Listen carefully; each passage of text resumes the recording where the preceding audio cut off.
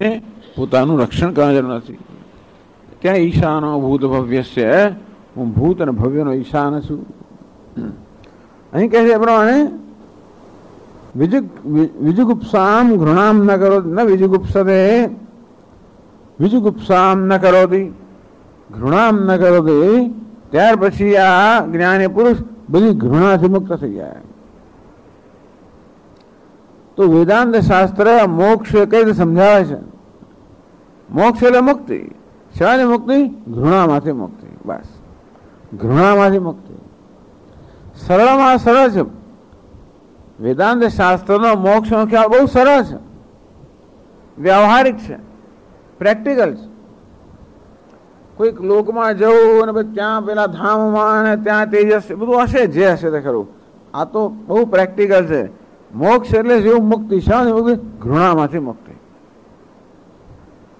તો ઘૃણા એટલે શું એ સમજાવતા પહેલા શંકરાચાર્ય મહારાજ એક વાક્ય કહે છે અહીંયા,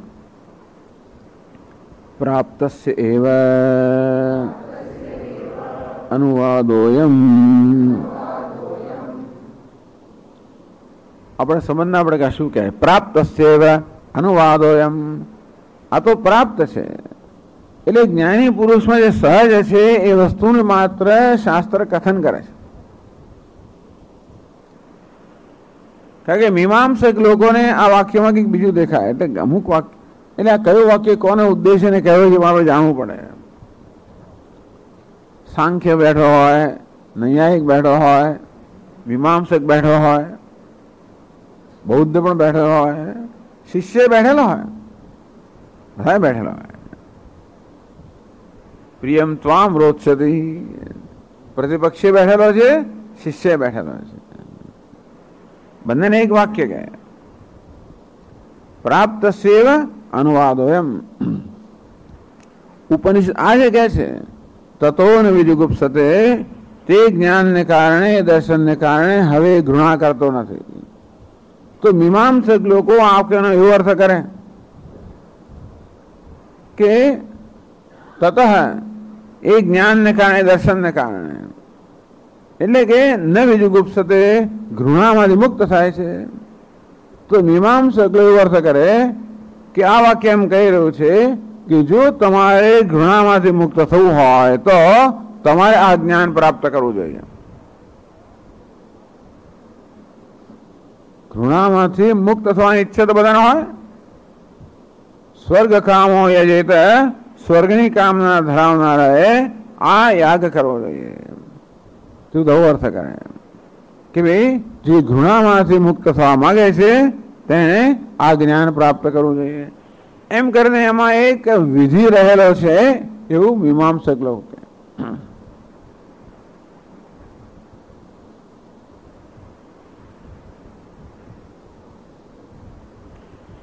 વિજુગુપ્સા નિવૃત્તિ કામ નિયુક્ત દિશા આત્મદર્શનમ કુર્યાદ ઇતિ વિધિ એવ વિવક્ષ્યતે ઇતિ. વિજુગુપ્સા નિવૃત્તિ કામ, જે વિજુગુપ્સા અર્થાત ઘૃણામાંથી મુક્ત થવા માંગતો હોય, નિયુક્ત દિશા આત્મદર્શનમ કુર્યાદ, એ વ્યક્તિએ અહીં જે દર્શાવવામાં આવ્યું એ પ્રકારે આત્માનું દર્શન કરવું જોઈએ. એટલે સર્વભૂતોનું આત્મામાં અને આત્માનું સર્વભૂતોમાં આ પ્રકારે દર્શન કરવું જોઈએ જે મનુષ્ય ઘૃણામાંથી મુક્ત થવા માંગતો હોય તેમ. આવી જાતનું અર્થઘટન થઈ શકે. મીમાંસાની દ્રષ્ટિએ આ વાક્યનું આ પ્રકાર અર્થઘટન થઈ શકે. એમને કે વિધિ ક્યાંકથી લઈ આવે. તથા છે ઈશાવાસ્યમિત્યાદયો મંત્રાઃ કર્મસુ અનુવિનિયુક્તાઃ ઇતિ અસંગતમ ભાષિતમ. આપે તો આ ગ્રંથના પ્રારંભમાં જ કહ્યું, ઈશાવાસ્યમિત્યાદયો મંત્રાઃ કર્મસુ અવિનિયુક્તાઃ, કે આ ઉપનિષદના જે મંત્રો છે ઈશાવાસ્યથી પ્રારંભ થનારા, એમનો કર્મમાં કોઈ ઉપયોગ જ નથી. એ લંબાણથી ચર્ચા કરવામાં આવી. તો આપે તો કહ્યું પ્રારંભમાં કે આ બધા મંત્રોનો કર્મમાં કોઈ ઉપયોગ નથી, એટલે આ સ્વતંત્ર ગ્રંથ છે, મારો ઉપનિષદ છે. પણ નહીં, આ વાક્યમાં જ અમને તો એવું દેખાય છે કે જે ઘૃણામાંથી મુક્ત થવા માંગતો હોય તેણે આ પ્રકારે આત્માનું દર્શન કરવું જોઈએ એવા વાક્ય કહેલું છે. એટલે કે આમાં પણ દર્શનની વિધિ છે કે દર્શન કરવું જોઈએ. આત્માવારે દ્રષ્ટવ્ય, આત્માનું દર્શન કરવું જોઈએ વિધિ છે. વિધિ એટલે કશું કરવાનું આવ્યું. એનો અર્થ એ થયો કે આ મંત્રો પણ કર્મથી સંકળાયેલા જ છે. પણ આપ જે કહ્યું, આપે જે કહ્યું કર્મમાં આનો કોઈ પ્રકારનો ઉપયોગ નથી, સંબંધ નથી, વાત બરોબર નથી. એ આપે જે કહ્યું એ બરોબર નથી. અસંગતમ ભાષિતમ વિધેયસ્ય કર્મત્વ અનપાયાદિ. જે વિધેય છે, જે કરવાનું છે, એ તો કરવાનુંમાં કર્મ આવે છે.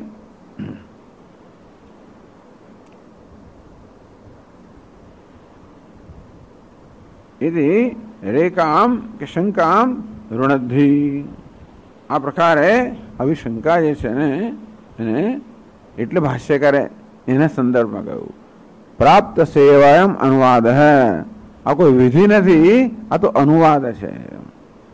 આ વાક્યને કઈ કઈ કોટીમાં મૂકવું? અનુવાદ છે, અર્થવાદ છે, વિધિ છે, નિષેધ છે. આ પ્રકારે વાક્યના બધા જે વર્ગીકરણ થાય છે ને, કયા વર્ગમાં વાક્યને મૂકવું? તો મીમાંસક એમ કહે કે આ વાક્ય તો વિધિ વાક્ય છે, અને મારે કંઈક કરવાનું કહેવામાં આવ્યું, અને આ મંત્રોનો કંઈક ઉપયોગ કરવામાં છે. તો કે આ વિધિ નથી, આ તો અનુવાદ. અનુવાદ કોને કહેવાય? આપણે જે સ્વાભાવિક થતું હોય એને જ કહેવાનો અનુવાદ છે. यथा अग्नौ हिम निवर्तकत्वस्य लोकतः प्राप्तत्वाद अग्निर्हिमस्य भेषजम. સંસ્કૃતમાં એક વાક્ય છે અગ્નિર્હિમस्य ભેષજમ. અગ્નિ છે એ ઠંડી દૂર કરનાર છે, ઠંડીની દવા છે. ઠૂંઠવાતા હોઈએ ત્યારે ભાઈ તમે તાપણું કરો. આ તાપણું છે એ ઠંડીમાંથી મુક્ત કરશે. ધારો કે વેદમાં એવું કહેવામાં આવ્યું હોય તો એનો અર્થ કે વિધિ નથી કે ભાઈ તમારે ઠંડી દૂર કરો, તાપણું કરો. એ તો જાણીએ જ છે ને આપણે. જે જાણતા હોઈએ કે જાણી શકતા હોઈએ એ જે કહેવામાં આવે ને અનુવાદ કહેવામાં આવે છે.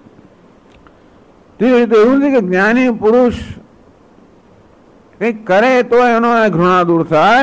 આ જ્ઞાનને કારણે આપોઆપ જ ઘૃણા દૂર થાય છે. માટે એવું નથી કે ઘૃણા દૂર કરવા માટે જ્ઞાન પ્રાપ્ત કરો. જ્ઞાન પ્રાપ્ત કરો એટલે ઘૃણા આપોઆપ જ દૂર થાય. જે થવાનું જે છે પ્રાપ્ત છે, જ્ઞાન થવાને કારણે જે પ્રાપ્ત છે અર્થાત જે સહજ રીતે બનવાનું છે એનું જ માત્ર અહીંયા આગળ કહેવાય. એ જ માત્ર કહ્યું છે, પણ એમાં કંઈ નવું કરવાનું કહ્યું નથી.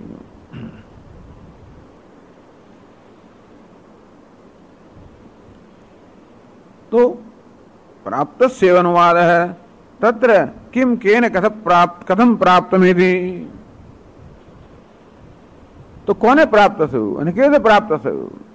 આપ કહો છો કે જે પ્રાપ્ત છે, જે બનવાનું જ છે, એનો જ અનુવાદ છે, એનું જ માત્ર એનું જ કથન છે. તો કોને બનવાનું છે? તો કેવી રીતે બને? આ ઘૃણા જે છે એ કોને થાય અને કેવી રીતે થાય? અને જ્ઞાનીને કેમ ઘૃણા ન થાય? આપ કહો છો કે જ્ઞાનીને ઘૃણા થાય જ નહીં. કેમ ભાઈ ન થાય? આપ કહો છો જ્ઞાનીને ઘૃણા ન થાય, એમાં કહેવાનું એ તો સ્વાભાવિક છે. એવું કેમ? જ્ઞાનીને કેમ ઘૃણા ન થાય? આ પ્રકારે આત્માનું દર્શન ઘૃણા કેમ ન થાય એ બતાવે છે. કોને ઘૃણા થાય અને આને કેમ ઘૃણા ન થાય એ કહે છે આગળ ભાષ્યમાં. સર્વાહિ ઘૃણા આત્મનઃ અન્યત દુષ્ટમ પશ્યતો ભવતિ. આત્મનઃ આત્માનમેવ અત્યંતમ વિશુદ્ધમ નિરંતરમ પશ્યતઃ ન ઘૃણા નિમિત્તમ અર્થાંતરમસ્તિ यदि प्राप्तमेव ततो न विजुगुप्सते इति.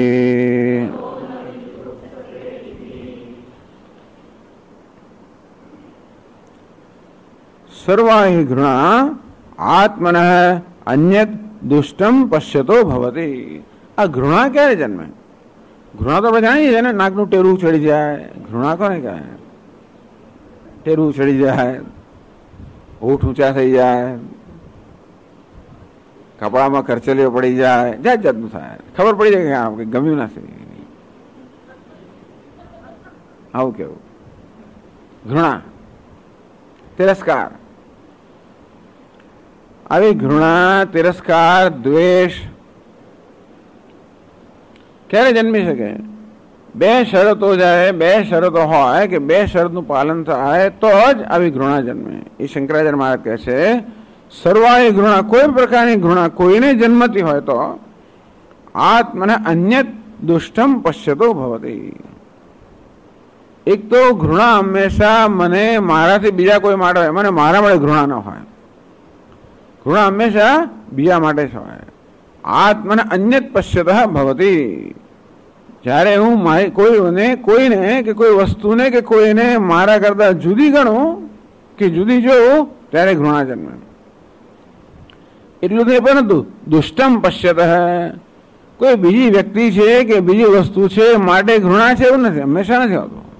દુષ્ટમ એ દૂષિત હોય, એમાં કોઈ દોષ હોય ત્યારે કેવું કર્યું છે, શું કર્યું છે, તરત જ આમ. એટલે કશી વસ્તુ અણગમતી હોય, કોઈ બીજું પણ હોય અને અણગમતું પણ હોય, આ બે વસ્તુ હોય ત્યારે ઘૃણા કે દ્વેષ એમને ના જામે. અન્યત દુષ્ટમ પશ્યતો ભવતી. એટલે કે મારામાં કઈ દોષ હોય તો ઘૃણા ના જન્મે, અને અન્ય હોય પણ દોષ ના હોય તો ઘૃણા ના જન્મે. અન્ય હોય પણ દોષ ના હોય તો ઘૃણા ના જન્મે. અનુકૂળ હોય, આપણને અનુકૂળ હોય, આપણી ઈચ્છા પ્રમાણેનું હોય વગેરે તો નથી જન્મતી. તો આપણે રાગ પણ જન્મે, ગમો પણ જન્મે. પણ અણગમતી વસ્તુ હોય તો અણગમો જન્મે, ઘૃણા જન્મે. અને બીજું હોય તો મારામાં દોષ હોય તો એ ના થાય, અને બીજું હોય પણ એમાં દોષ હોય ન હોય તો પણ ઘૃણા. બીજું પણ હોય, દોષ પણ હોય. પહેલા જવાનો પેલું સરસ્વતી ચંદ્ર નામનો એક બહુ મોટો ગ્રંથ હતો. એમાં જરા આપણે તો આટલું શાળાની અંદર કે આટલો પાઠ આવે એ સમજ ના પડે એ દિવસોની અંદર, પણ આટલું વાક્ય યાદ છે, નાકે છી ન ગંધા એવું આવતું હતું એ વખતે. સરસ્વતી ચંદ્રમાં આવું વાક્ય આવતું હતું. એ એકથી વધારે વાર આવતું હતું એ વાર્તાલાપની અંદર. નાકે છી ન ગંધાય. નાકની અંદર જે હોય છે એ કઈ આપણે એની ગંધ ના આવે. એ બહાર જાય તો જુદી વાત છે. બહાર અન્ય તો થઈ જાય અને દુષ્ટ થઈ જાય તો ઘૃણા એવું થઈ જાય. બીજાને એમાં હોય તો પણ ઘૃણા સાફ નાક સાફ કરી આવજા એવું થઈ જાય.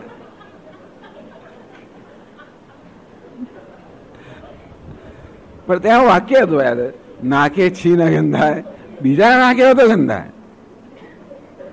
પોતાનામાં ના હોય તો ના ગંધાય વગેરે. તેમ પોતાનામાં કઈ દોષ, પોતાને ફૂલ્લો થયો તો કઈ આમ ઘૃણા થાય જ નથી થતી. પંપા કરી આપણે, એક ફૂલી થયો તો એ પંપળા કરીએ, કઈ ઘૃણા ના થાય. આપણે ખંજવાય તો કઈ ના, પેલો તું બંધ કરો, તું બંધ કર. એટલે અન્ય હોય અને દુષ્ટ હોય. દુષ્ટ એટલે દુષ્ટ પેલા આપણે દોષિત હોય, દૂષિત હોય. એ દુષ્ટ ધાતુનું એમાં તો પ્રત્યય લાગે એટલે દુષ્ટ થાય કે દૂષિત થાય. અન્ય પણ હોય અને દૂષિત હોય. એ દૂષિત ને દુષ્ટ આપણે જુદો અર્થ ગુજરાતીમાં કરીએ છીએ. દુષ્ટ છે એટલે જુદો, દૂષિત એટલે દોષ વાળો, દુષ્ટનો પ્રયોગ થાય. સર્વાય ઘૃણા આત્મના અન્ય દુષ્ટમ પશ્યતો ભવતી. બધી જ ઘૃણા પોતાના કરતા કોઈ જુદો હોય અને દોષ વાળો હોય, દૂષિત હોય તો જ જન્મ. આત્માનમેવ અત્યંતમ વિશુદ્ધમ નિરંતરમ પશ્યત. જ્યારે જે આત્માને કઈ રીતે જુએ છે, અત્યંત વિશુદ્ધ, કોઈ પ્રકારના દોષથી રહિત, અત્યંતમ વિશુદ્ધમ. આત્મામાં કોઈ પ્રકારનો નિર્દોષમ હિ સમમ બ્રહ્મ, કોઈ પ્રકારનો દોષ નથી, સર્વ રીતે વિશુદ્ધ છે. સર્વ રીતે દોષથી મુક્ત છે, પવિત્ર છે. એટલે આત્માને, તત્વને, પોતાની જાતને અત્યંત વિશુદ્ધ, પૂર્ણ, પવિત્ર એ પ્રકારના દર્શન હોય તો વિશુદ્ધિ હોય, પૂર્ણતા હોય, પવિત્રતા, એના માટે આપણે ઘૃણા ન હોય.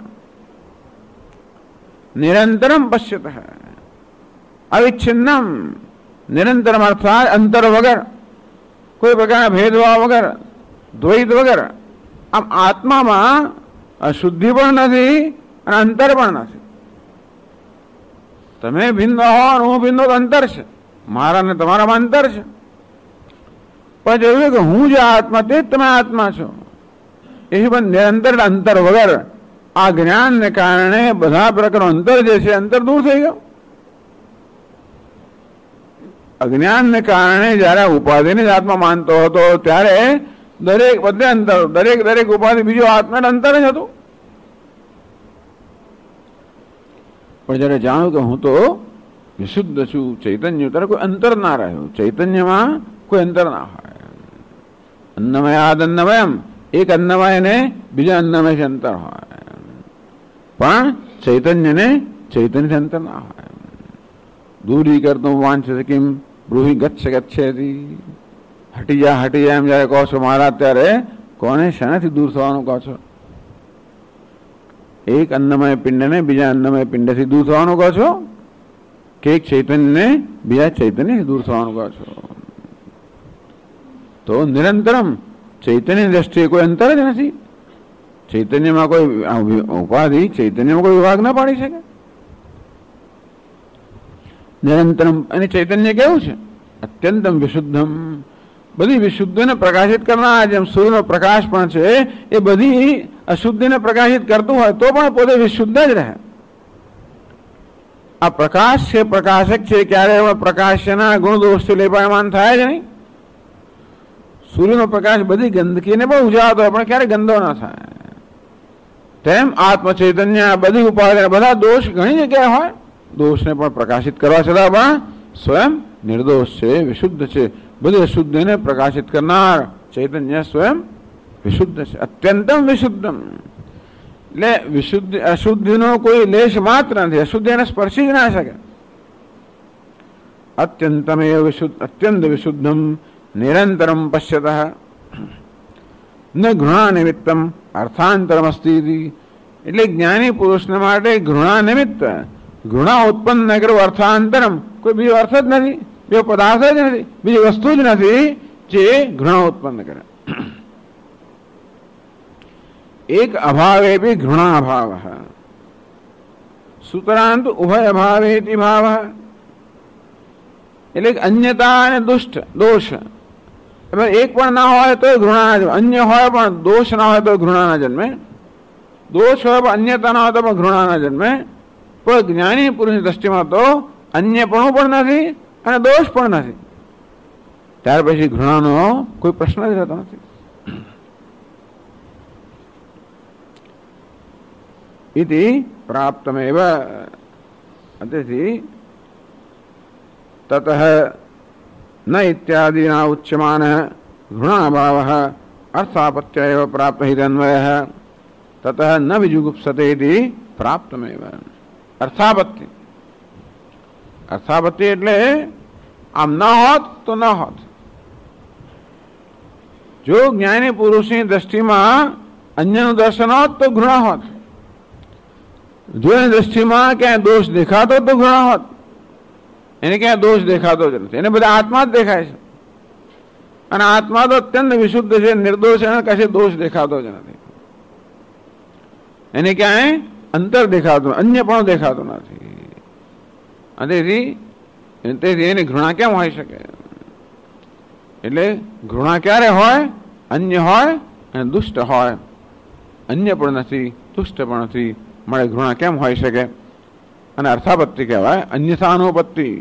આમ ન હોત તો આમ ન હોત. તતઃ ન વિજુગુપ્સતે ઇતિ પ્રાપ્તમેવ. આમ અર્થાપત્તિ દ્વારા પ્રાપ્ત છે, સમજાયું છે કે જ્ઞાની પુરુષમાં ઘૃણા હોય જ ના શકે. એટલે ટૂંકમાં કહેવાનો અર્થ એ થયો ભાષ્યકારના કે આ વાક્ય દ્વારા આપણને કોઈ વિધિ નથી કે ઘૃણામાંથી મુક્ત થવા માટે તમારે જ્ઞાન મેળવવું જોઈએ, એવું નથી. જ્ઞાન મેળવવાના કારણે ઘૃણામાંથી સ્વાભાવિક મુક્ત થાય છે. એટલે આનું નામ જીવન મુક્તિ. જે બધી ઘૃણાથી મુક્ત છે, દ્વેષથી મુક્ત છે, અને એનો અર્થ એ કે રાગથી પણ મુક્ત છે. દ્વેષથી ત્યારે જ મુક્ત હોઈ શકે જ્યારે રાગથી પણ મુક્ત હોય. કારણ કે કોઈ વસ્તુ ના ગમે, કશુંક ન ગમવું હંમેશા કશુંક ગમવાના સંદર્ભમાં જ હોય છે. ક્યાંક નાકનું ટેરવું ચડવું, કાંક કશીક વસ્તુ મને ગમે છે, કશીક વસ્તુ મને જોઈએ છે, કશીક વસ્તુમાં આસક્તિ છે, અને માટે પેલું નથી ગમતું. બાકી કશું ગમે જે છે, આમ ગમો અને અણગમો પરસ્પર વિરુદ્ધ જોડકા છે, દ્વંદ્વ છે. હા, તો પેલું તો દ્વંદ્વથી પાર છે. એ હોવાના કારણે એને કશું ગમે છે, કાં તો બધું ગમે છે એમ કહેવાય, પણ કશું નથી ગમતું માટે આ કંઈ ગમે છે, કે પેલું ગમે છે માટે આ નથી ગમતું, એવું નથી. અરે નવા નક્કોર કપડાં પહેરે તો શું કર્યું શું પહેર્યું છે, એવું પણ થાય. અને ભાઈ હમણાં ઇસ્ત્રી કરેલું બધું જો એકદમ ચોખ્ખું ચટાક છે, તો કેવું છે, કેવું કોમ્બિનેશન, શું કર્યું, આવું કેમ પહેર્યું, જો ના આ સાડી કેમ પહેરી છે, જો ના ફલાણું કેમ કર્યું છે. એટલે ભલું થાય તોય પણ નાકના ટેરવા ચડી જાય. આવું બધું કરીએ તોય પણ તો નાકનું ટેરવું ચડી જાય. કેટલો બધું ચાલનો કર્યો છે, કેટલો આમ કર્યો, કેટલું તે કર્યું, ગમે તેમ.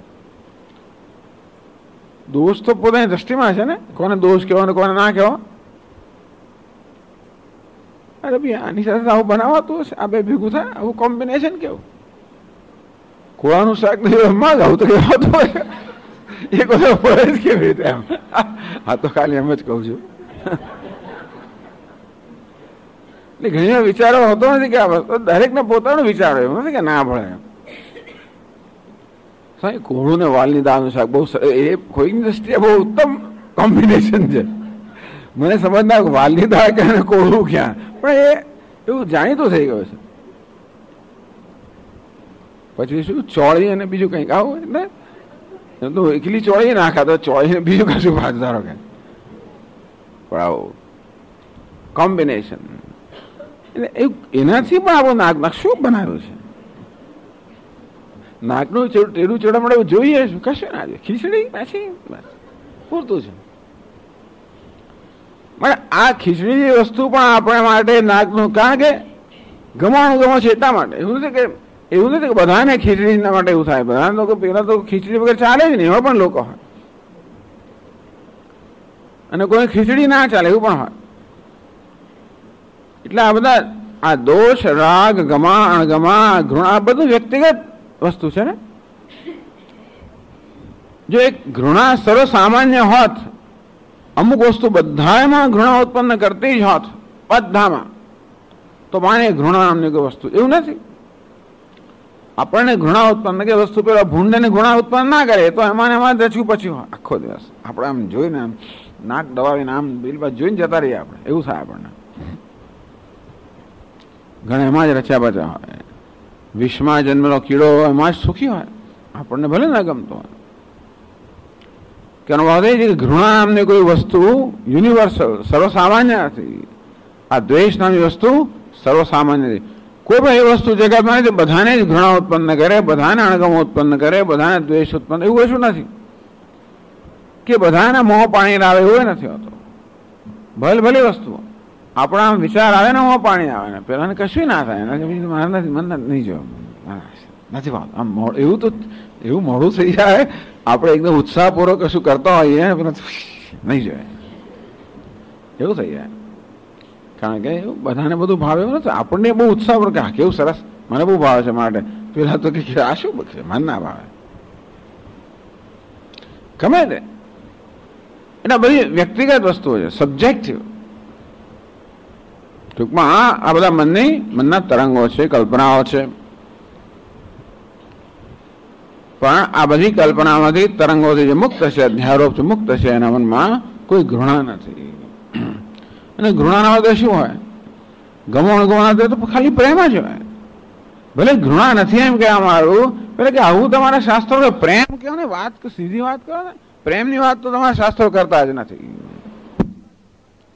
તો કે પ્રેમ તો છે જ, આ ઘૃણા જે છે ને પેલા પ્રેમને દબાવી રહી છે, બીજું કઈ નહીં.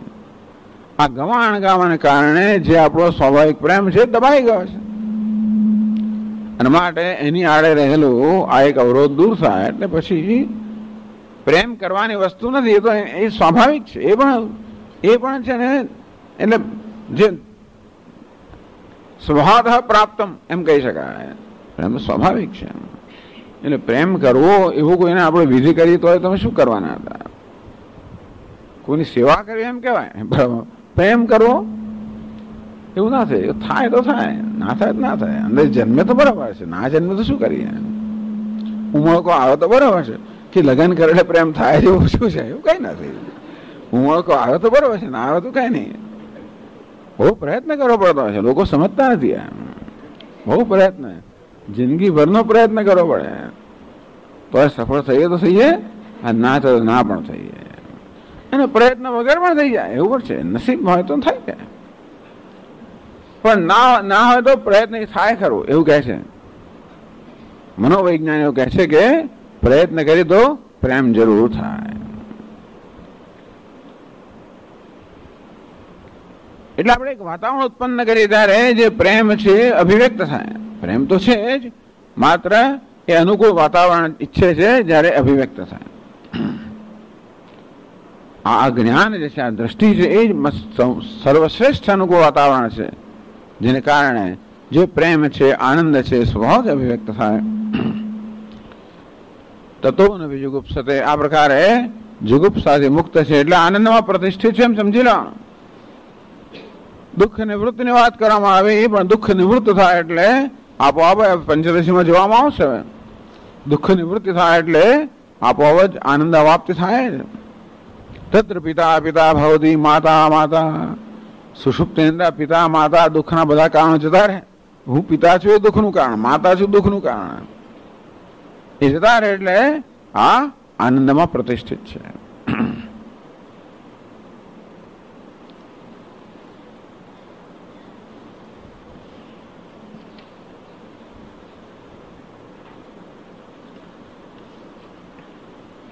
પછીના આ મંત્રમાં કહે છે, છઠ્ઠા મંત્ર, આ બીજા મંત્રમાં પણ સાતમા મંત્ર. હા, જ્ઞાની પુરુષની દ્રષ્ટિ છે એ જીવન મુક્ત, એનું જ વર્ણન કરવામાં, એનું દર્શન કેવું છે અને એનો અનુભવ કેવો છે એ કહે છે. ઇમમેવ અર્થમ અન્યોપી મંત્ર આહ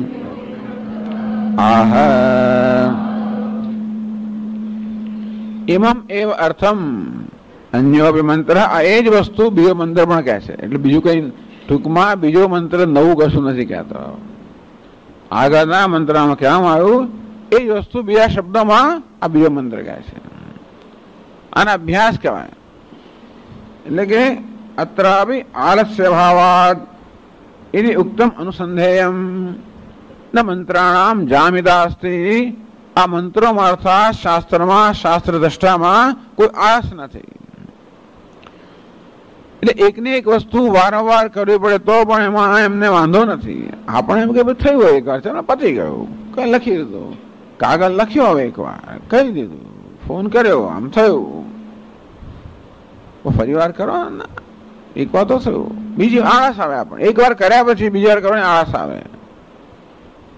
તો આ શાસ્ત્ર કે કરવું તો ખરું, પણ એનું ફળ ના મળે તો કર્યા કરવું. અવગતિ પર્યંતમ જ્ઞાનમ, જિજ્ઞાસા એટલે જ્ઞાતુમ ઈચ્છા, જ્ઞાન પ્રાપ્ત ઈચ્છા. કેમ ઈચ્છા? જ્યાં સુધી આ સન પ્રત્યય છે ને ચાલુ જ રહે. જ્યાં સુધી જ્ઞાન ન થાય ત્યાં સુધી ઈચ્છા ચાલુ જ રહે. બરોબર ને? જ્ઞાન પ્રાપ્ત કરવાની ઈચ્છા, જ્યાં સુધી જ્ઞાન પ્રાપ્ત ન થાય ત્યાં સુધી ઈચ્છા ચાલુ છે. ચાલો બદ્રીનાથ પહોંચવાની છે, જ્યાં સુધી ન પહોંચે ઈચ્છા ચાલુ છે ને. ઈચ્છા પૂરી ના થાય પ્રયત્ન કરવો. કેટલું ચાલ્યા આવે આ તો, જ્યાં સુધી પહોંચે ત્યાં એટલું ચાલ કરવાનું. ક્યારે? જ્યાં સુધી ન પહોંચે ત્યાં સુધી ચાલવા. તેવી રીતે એકને એક વસ્તુ કેટલી વાર કહેવાની, જ્યાં સુધી સમજ ના પડે એટલી વાર કહેવાની. તો અહીં છે વ્યવહારમાં આપણે નથી કરતા, કેટલી વાર કહ્યું. શાસ્ત્ર એમ કે કેટલી વાર કહ્યું તો આપણે અજ્ઞાની જ રહી જાય ને, તો આપણા જીવનનું કાર્ય સફળ ના થાય. એટલે જ્યાં સુધી જિજ્ઞાસુને આ દર્શન ના થાય ત્યાં સુધી કોઈ પ્રકારની આળસ વગર કે પ્રમાદ વગર શાસ્ત્ર એની વસ્તુ જરૂર પડે તો ફરી કહે. પેલાને કંટાળો ના આવે એટલે આપણે જુદા શબ્દોમાં કહે, ક્યારેક એકને એક શબ્દોમાં પણ કહે, જેથી પેલાને બરોબર અંદર દ્રઢ થાય. વસ્તુતઃ દુર્દિગમનત્વસ્ય પુનઃ પુનર્વચનમ ભૂષણમેવ રહસ્યમ. વાસ્તવમાં તો જે વસ્તુ સમજવી અત્યંત કઠિન છે એને વારંવાર કહેવી એ પુનરુક્તિ નથી, પરંતુ એ તો ભૂષણ છે, દૂષણ નથી, ભૂષણ છે. જેને કશું આવડતું ના હોય એકની એક વસ્તુ ક્યાં ક્યાં રહેતો હોય જુદી વાત છે. ત્યાં પેલા છોકરાને ઉભા કરે ને આપણે મંત્ર બોલવા, કશું મમ્મી કહે શુક્લામ બોલ બોલ બોલ, પછી એક શુક્લામ બરદરમ, એક બીજું આગળ આવડતું એટલે ભાઈ પાછું શુક્લામ બરદરમ, પછી એનું એ શરૂ કરે ત્યારે સમજે કે આવડતું નથી. એ અભ્યાસ ના કહેવાય, એ શું કહેવાય? પુનરુક્તિ કહેવાય. એ દોષ કહેવાય. કશું આવડતું ના હોય, બીજું કંઈ કહેવાનું ના હોય અને કે કરીએ એ દોષ કહેવાય. પણ જ્યારે જે શ્રોતા છે એના હિત માટે ફરી કહેવામાં આવે ત્યારે એ પુનરુક્તિ ભૂષણ છે, દૂષણ નથી.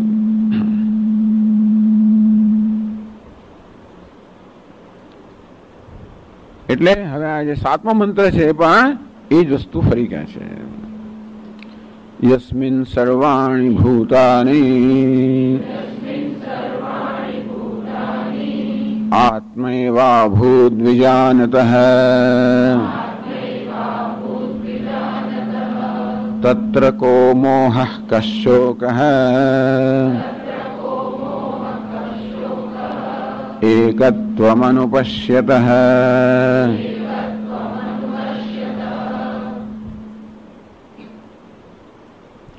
યસ્મિન જેમાં ભાષ્યકાર સમજાવે છે કે યસ્મિન આ પાછું સર્વનામ થયું, જેમાં એટલે જે કાળે અથવા જે વ્યક્તિમાં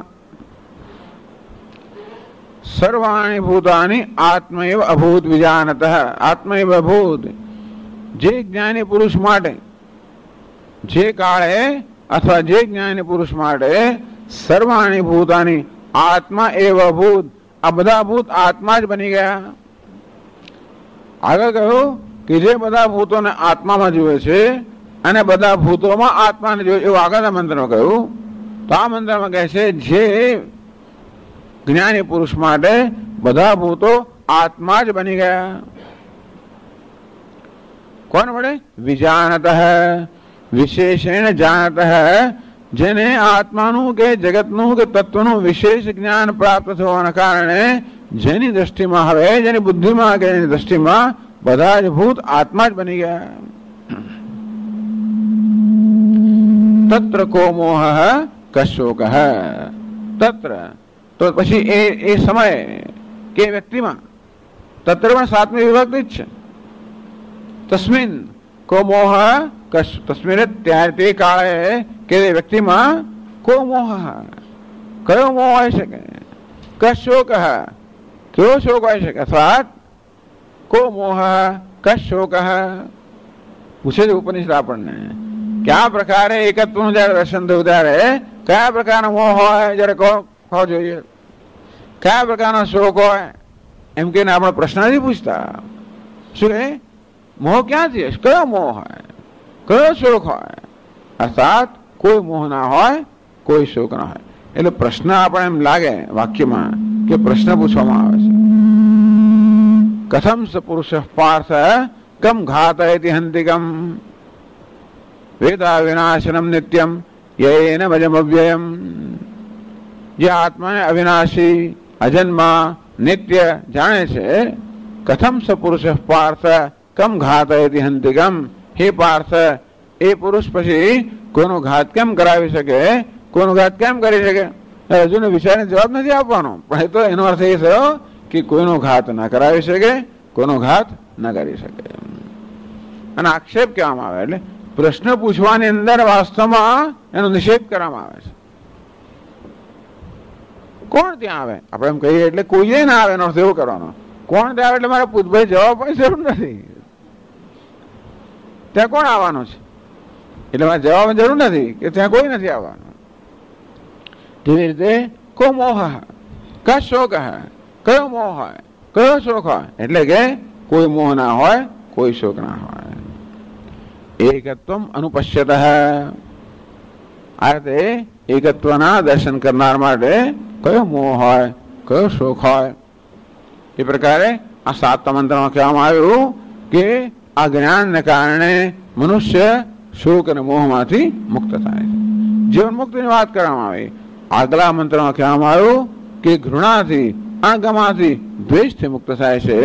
અહીં કહેવામાં આવે છે કે આ શોક અને મોહ જ મુક્ત થાય. એક જ વસ્તુ છે. આગળના મંત્રમાં કહેવામાં આવ્યું એના કરતા જુદું નથી કહેતા પણ જુદા શબ્દોમાં કહેવામાં આવે છે. આપણે એને આગળ ચર્ચા કરશું પછી ક્લાસમાં. ઓમ પૂર્ણમદ પૂર્ણમિદમ પૂર્ણાત પૂર્ણમુદચ્યતે પૂર્ણસ્ય પૂર્ણમેવાવશિષ્યતે. ઓમ શાંતિ શાંતિ શાંતિ.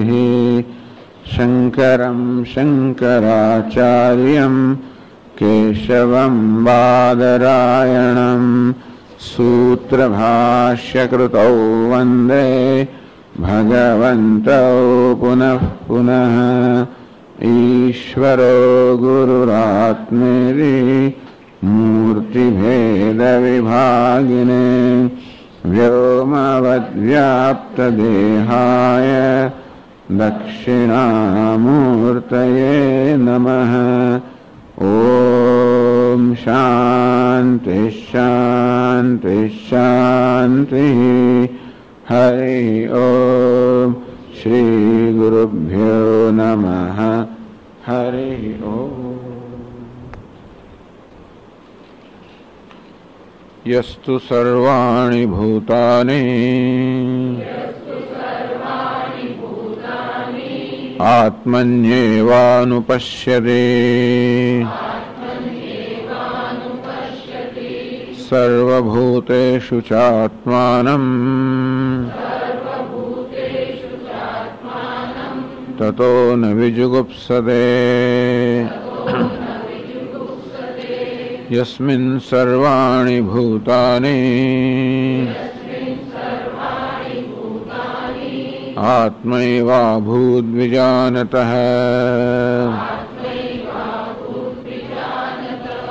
તત્ર કો મોહઃ કશોકઃ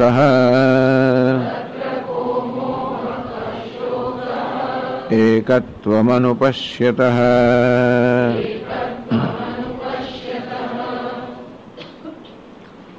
યસ્તુ સર્વાણિ ભૂતાની આત્મનિવ અનુપશ્યતિ.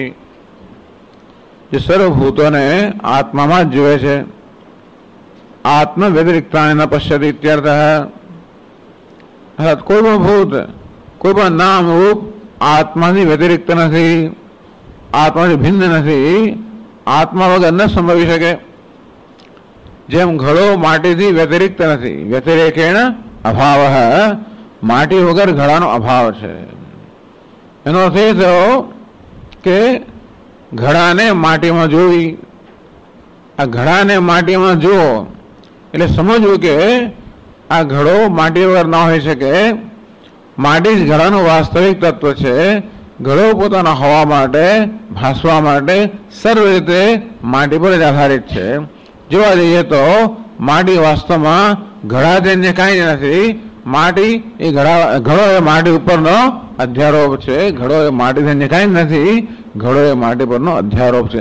આનું નામ છે ઘડાને માટીમાં જુઓ. ઘડાને માટીમાં જુઓ એટલે માત્ર ઘડો એટલે નામ રૂપ સુધી આપણી દ્રષ્ટિ મર્યાદિત ન થાય, પરંતુ જેને કારણે ઘડો છે, જેને કારણે ઘડો ભાસે છે, એ માટીના પણ દર્શન કરવા. એટલે કે માટી જ વાસ્તવમાં સત્ય છે અને જેને ઘડો કહીએ છીએ એ નામ રૂપતા એના પર અધ્યારોપિત છે.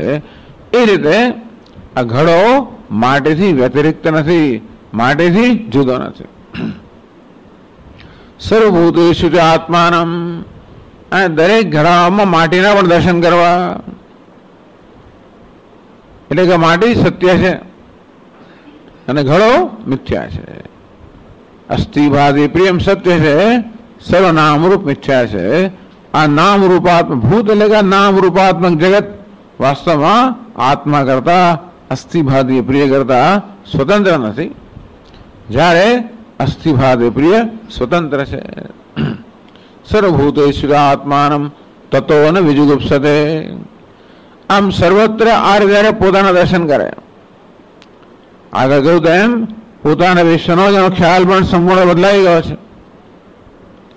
યથાસ્ય દેહસ્ય કાર્યગણ સંઘાતસ્ય અહમ સર્વપ્રત્યય સાક્ષીભૂત. તો આત્માનો અર્થ શું? જેવી રીતે આ દેહમાં આ કાર્યગણ સંઘાતમાં ઇન્દ્રિય મન બુદ્ધિના બનેલા સંઘાતમાં જેવી રીતે હું એના બધા જ પ્રત્યયો બધી અવસ્થાનો સાક્ષી છું. સર્વ વિકારનો નિર્વિકાર સાક્ષી છું. આ ઉપાધિ જળ છે એને ચેતનતા પ્રદાન કરનાર ચેતયિતા છું. કેવલ નિર્ગુણ જેનો સાક્ષી છું, એના કોઈ ગુણ દોષથી સદા અસંસ્પૃષ્ટ છું. નિર્ગુણ સર્વગુણ કે વિશેષતાથી રહિત છું.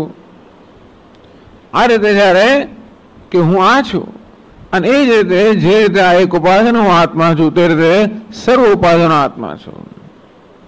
આ એક દેહને જે મારો કહું, સર્વદેહ મારા છે. એક દેહ, બીજો દેહ હું નથી, આ દેહ પણ હું નથી.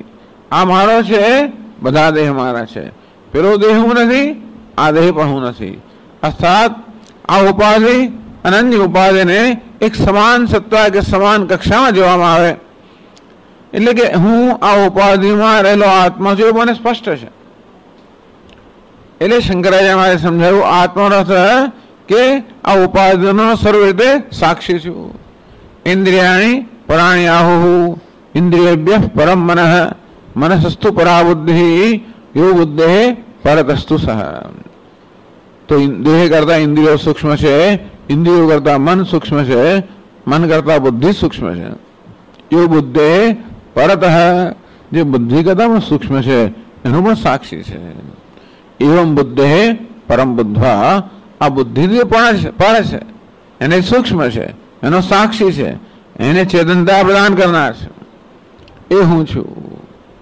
સર્વભૂતેષુ ચ આત્માનમ, સર્વભૂતોમાં રહેલો આત્મા હું જ છું.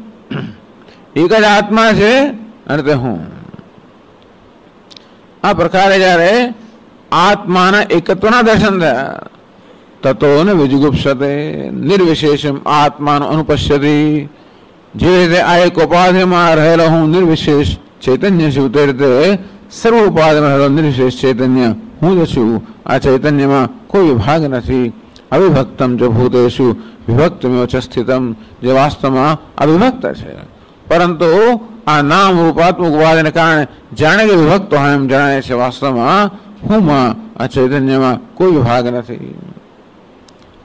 અને તેથી સર્વ વિશેષમાં રહેલો હું નિર્વિશેષ યસ્તુ અનુપશ્યતિ.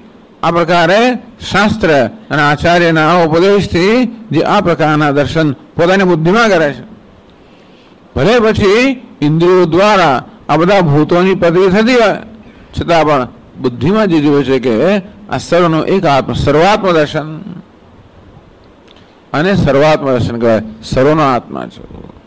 તતો ને વિજુગુપ્સતે, ત્યાર પછી એના જીવનમાં કોઈ વિજુગુપ્સા, કોઈ ઘૃણા રહેતી નથી. તો શંકરાચાર્ય મહારાજે કહ્યું સર્વાય ઘૃણા આત્મનઃ અન્ય દુષ્ટમ પશ્યતઃ ભવતી. કોઈ પણ ઘૃણા ત્યારે જ જન્મે જ્યારે હું કોઈને મારા કરતા જુદો ગણતો હોઉં અને દુષ્ટ દૂષિત ગણતો હોઉં. કોઈ બધી ઘૃણા ત્યારે હોય જ્યારે એ વ્યક્તિ મારા કરતા જુદી પણ હોય, અને વળી એવું કશું એ વ્યક્તિમાં હોય જેના માટે મને અણગમ હોય, પણ પોતાના વિશે ક્યારે દોષ ના હોય, ક્યારે ઘૃણા ના હોય. પોતાનામાં એવું કશું હોય જે બીજે હોય તો અણગમો ઉત્પન્ન કરે.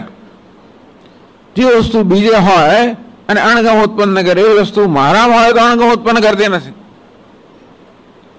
અને તેથી જ્યાં જુદાઈ નથી, જે અન્યપણું નથી, ત્યાં ઘૃણા ન હોઈ શકે. અન્યપણું હોય પણ ખરું, છતાં કોઈ દોષ ન હોય તો પણ ઘૃણા ન હોય. અન્યપણું પણ છે અને દોષ છે ત્યારે જ ઘૃણા હોઈ શકે. પરંતુ એટલે કહે છે કે આત્માનમ અત્યંત વિશુદ્ધમ નિરંતરમ પશ્યત, જે જોવે છે કે હું આત્મા નિરંતર છું, વિશુદ્ધ છું. નિરંતર અર્થાત ઉપાધિ કોઈ અંતર ઉત્પન્ન કરતી નથી. વિશુદ્ધ છું, ઉપાધિના કોઈ ગુણ દોષ મને ક્યારે સ્પર્શી શકે છે ને તે રીતે એક ગુણ દોષ ઉપાધિમાં જ રહેલા છે, ક્યારે પણ આત્મામાં નહીં. અને આપણને જે કે ઘૃણા જે આત્મા માટે જ છે, આપણો આત્માનો જે ખ્યાલ હોય એના માટે હોય. એટલે બીજાના દેહને આત્મા માનતો હોય તો એના પ્રત્યે ઘૃણા જન્મે. બીજાના મનને, બુદ્ધિને, સ્વભાવને, અહંકારને જેને બીજા આત્મા માનતો હોય એના પ્રત્યે ઘૃણા જન્મવાની સંભાવના છે. એના પ્રત્યે રાગ કે દ્વેષ જન્મવાની સંભાવના છે. કોઈ જયારે જેવું થયું તો માત્ર વેશ જ છે અને એ મિથ્યા છે. અને વેશનું મિથ્યા તો જયારે જાણીએ ત્યારે પછી ક્યારે ઘૃણાનો વિષય ના બને. ભલે ને પછી પેલો ભીખા ગમે તો લગર વગર થી ના આવે, ગમે તો ગંદો હોય, હું જાણતો કે વેશ છે, અંદર રહેલો તો વેશથી આ સંસ્પષ્ટ છે, ત્યારે પછી ઘૃણા ના જન્મે. પણ એ જેવો છે, એ જ લગર વગર છે, એ જ આવો ગંદો છે, એ ટૂંકમાં આત્મા જેવો છે એવું જયારે લાગે ત્યારે ઘૃણા જન્મે. પણ આ તો માત્ર વેશ છે, દેખાવ છે, મિથ્યા છે, તો ઘૃણા ના જન્મે. એટલે ન ઘૃણા નિમિત્તમ અર્થાંતરમ અસ્તિ પ્રાપ્તમેવ. અને તેથી એને અર્થાંતરમ પોતાને ભિન્ન જે ઘૃણાનું નિમિત્ત બની શકે એવું એની દ્રષ્ટિમાં કોઈ છે જ નહીં. એના માટે તતો ને વિજુગુપ્સતે, આ જ્ઞાનને કારણે એનામાં કોઈ વિજુગુપ્સા કે ઘૃણા રહેતી નથી. પ્રાપ્ત સેવ અનુવાદ એમ, આમાં ઉપનિષદ કે નવું નથી કહેતું, જે છે એનો જ માત્ર અનુવાદ કરે છે. અર્થાત આમાં કંઈ નવું કહેવાયું નથી. નીતિ કદાચ વિધિ હોઈ શકે, ક્યાં દ્વારા કશું કરવાનું કહેવાતું નથી. આ તો માત્ર જે આ જ વસ્તુ બીજા મંત્રમાં કહેવામાં આવી, યસ્મિન સર્વાણી ભૂતાની આત્મૈવાભૂત વિજાનતઃ. યસ્મિન જે વ્યક્તિ માટે, યસ્મિન જે કાળે, સર્વાણી ભૂતાની આત્મૈવાભૂત બધા જ ભૂત આત્મા જ બની ગયા. જેને ભૂત માનવામાં આવતા હતા, અનાત્મા માનવામાં આવતો હતો, વાસ્તવે પણ આત્મા બની ગયો. વિજાનત, આ પ્રકારે આવું કોના માટે? વિજાનત, જેને જ્ઞાન છે, અર્થાત જેને જ્ઞાન ચક્ષુ છે એ જોવે છે. તત્ર કો મોહ કશોક એકત્વમ અનુપશ્યત, આ રીતે સર્વમાં રહેલી એકતા એનું જે દર્શન કરે છે એને કયો મોહ હોઈ શકે, કયો શોક હોઈ શકે? અર્થાત એને મોહ કે શોક ન હોઈ શકે. તો 26મા પાના પર ચાલો આપણે ભાષ્ય વાંચીએ 7મા મંત્રનો. યસ્મિન કાલે યથોક્તાત્મનિવા તાનીવ ભૂતાની સર્વાણી પરમાર્થાત્મદર્શનાદ આત્મૈવ અભૂત આત્મૈવ સંવૃત્તઃ પરમાર્થ વસ્તુ વિજાનતઃ તત્ર તસ્મિન કાલે તત્ર આત્મનિવા કો મોહ કશોક.